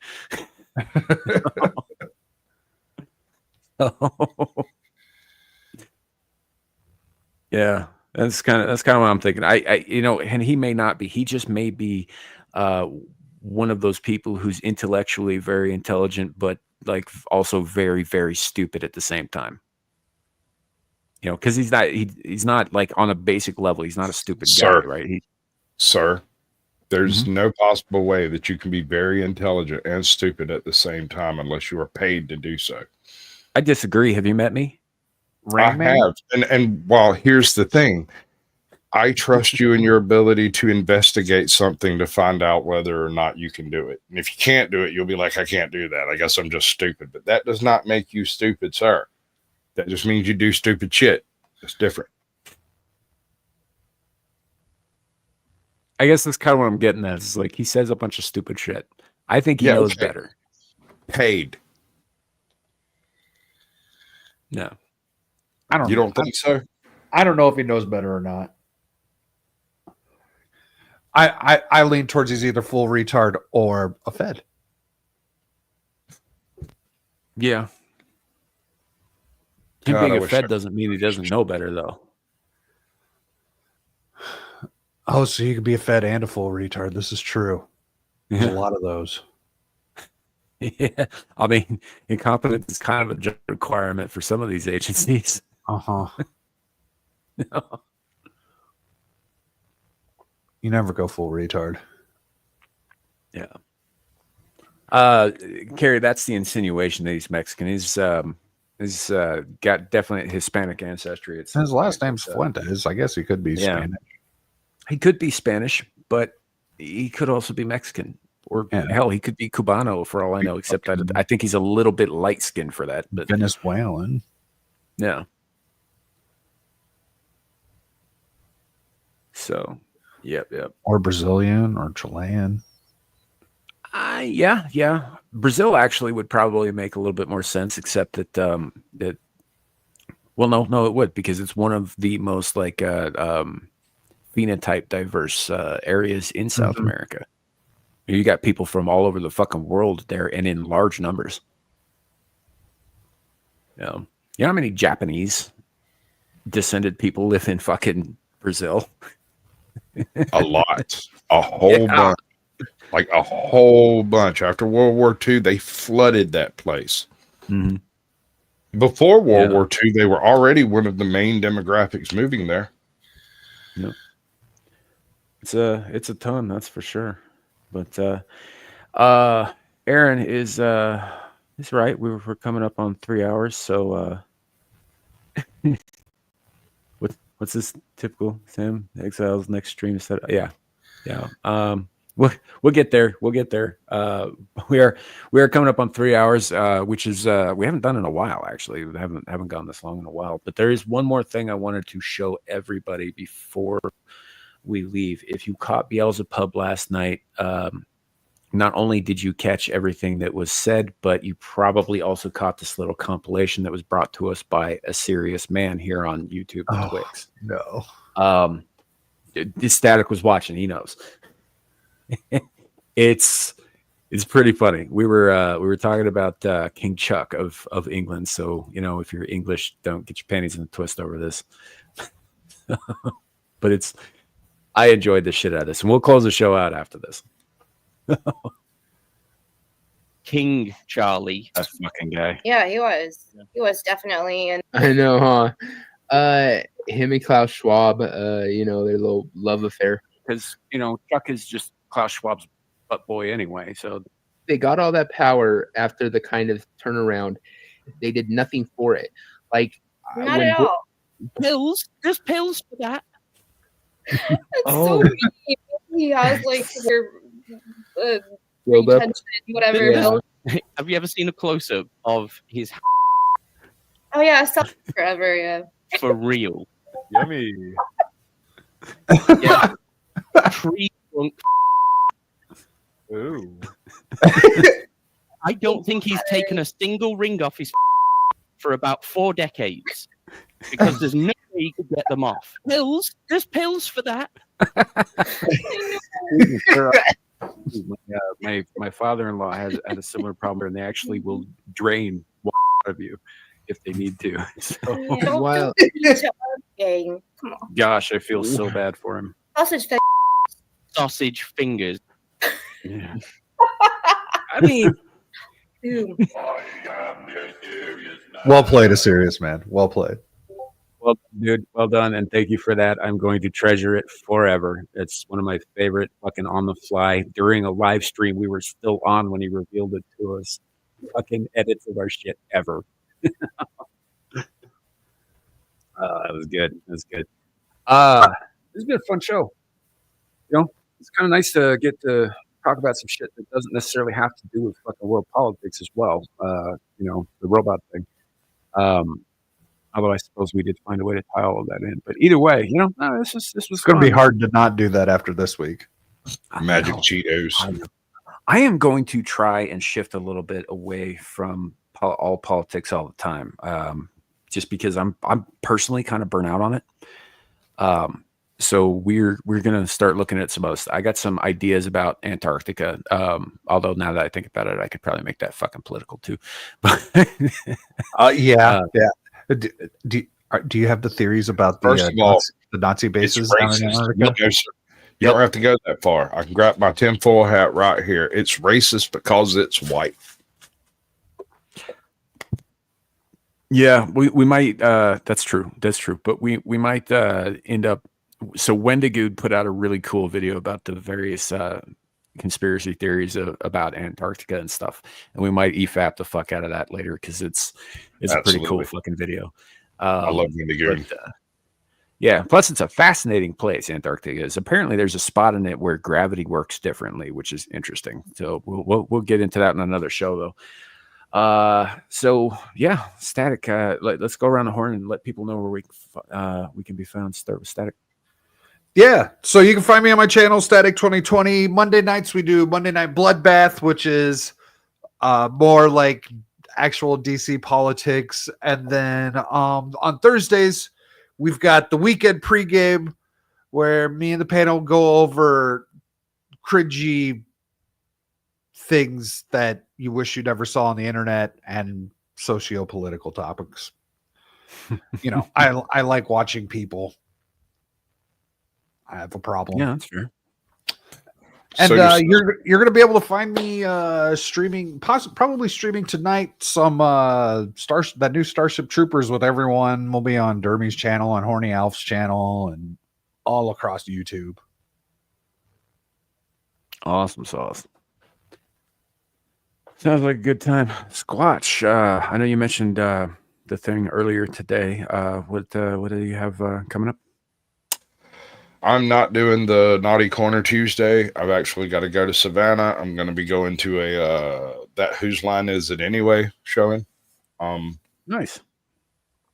I think that's right. It's something like that. Anyway, some comedy thing that I'm going to. So Thursday, I'm doing a interview with Jack Talcott. If anybody knows who that is, that should be very interesting. That channel's got some lore to it, and I'm curious how it's going to play out. I don't really have a whole lot else planned. I mean, I'm kind of burnt out on the whole YouTube concept thing. I think I've been doing too much work for other channels. Anyway. Yeah. Let's stop. Right? Just stop. Yeah. Mm-hmm. Yep. No, that's fair. Mm-hmm.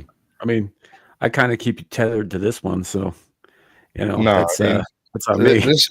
I've got other channels that I actually like put together formats for and stuff, and I don't know. We'll see. Yeah. Anyway, your turn. Right. Fair enough. Fair enough. Before I go and tell all that shit, I want to thank everybody who was paying attention to the show today. By the way, if you're in Sasquatch's chat, I don't know if he's transferred over the description to that one. On my channel, you can find all of our descriptions and all of our links in the description below on a bunch of people, not just the ones you see here. So there's that. And if I remember too later, I'll go and add the link for the Motec video that we just saw in there as well. As long as I remember to, I will try. But he's a big channel. He's got over 1 million fucking subs, so he should be pretty easy to find too, you know, in the search bar. But definitely go check that shit out. Thank y'all for coming and hanging out with us while we meander through another Saturday afternoon, evening, wherever you may be. As far as myself, the next thing I'm doing is here in about an hour and a half. I'll be over helping out with Exiled Lioness 2 as she goes live. So I will be behind the scenes and in the chat there, and we'll see what happens after during the show, I guess, rather. And next place you can find me is on The Renaissance Nerd on Monday for a show called Mellow Mondays, where we just talk about nerd shit. You know, don't really get into anything important, just fun nerd shit. Then back here next Friday on Samuel the Infamous for Abyssal Musings. So we're getting into our next arc a little bit. Road to Halloween is closed down, but we're going to bring back the Monsters Ball monster debate here next week. So getting into round 2 for that. Round 1 winners are being collated as we speak.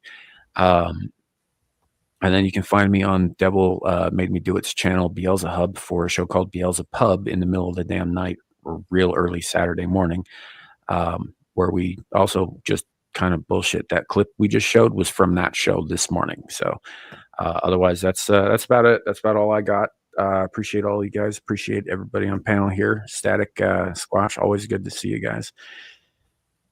Everybody out there in YouTube land, just remember it could always be worse. It could be raining cobras. Not everybody.